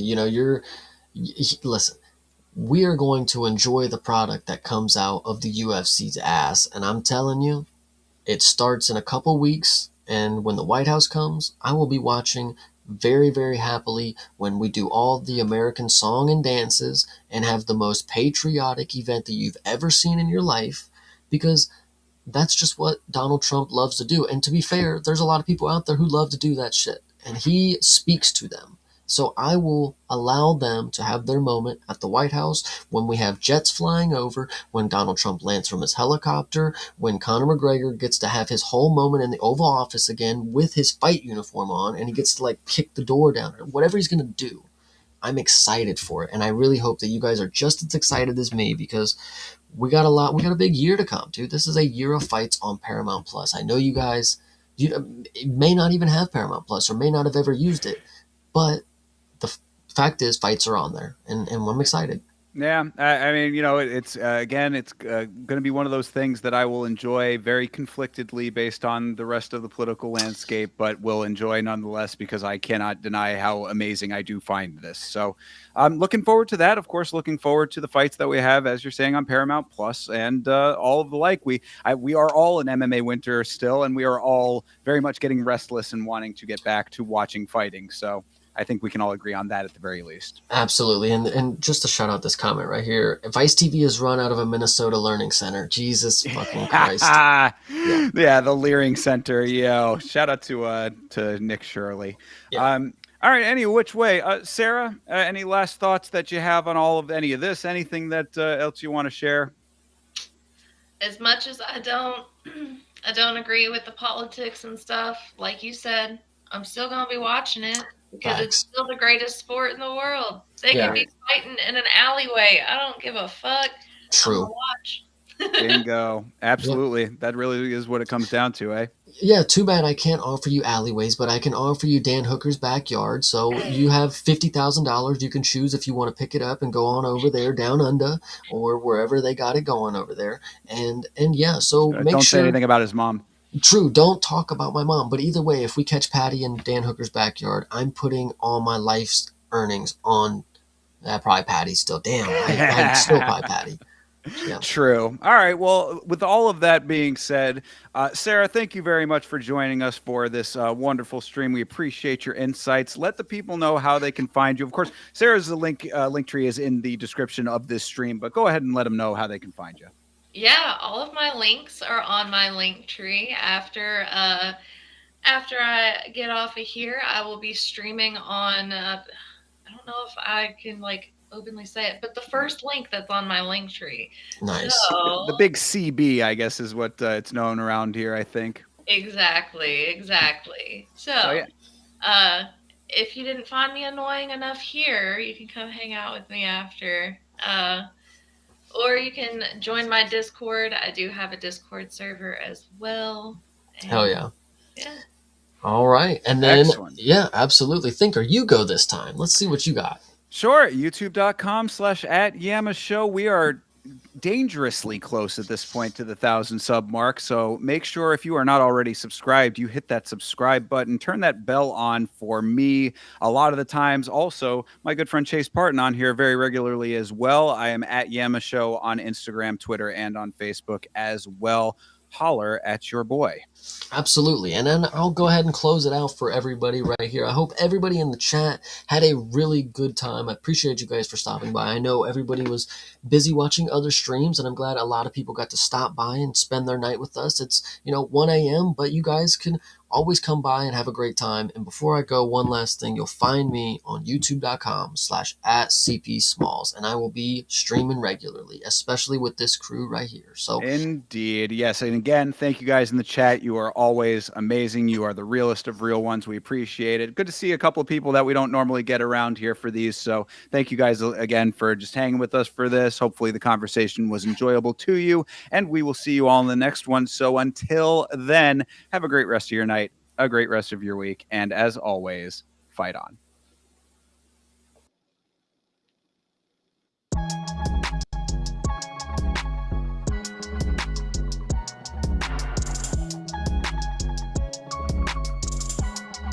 It's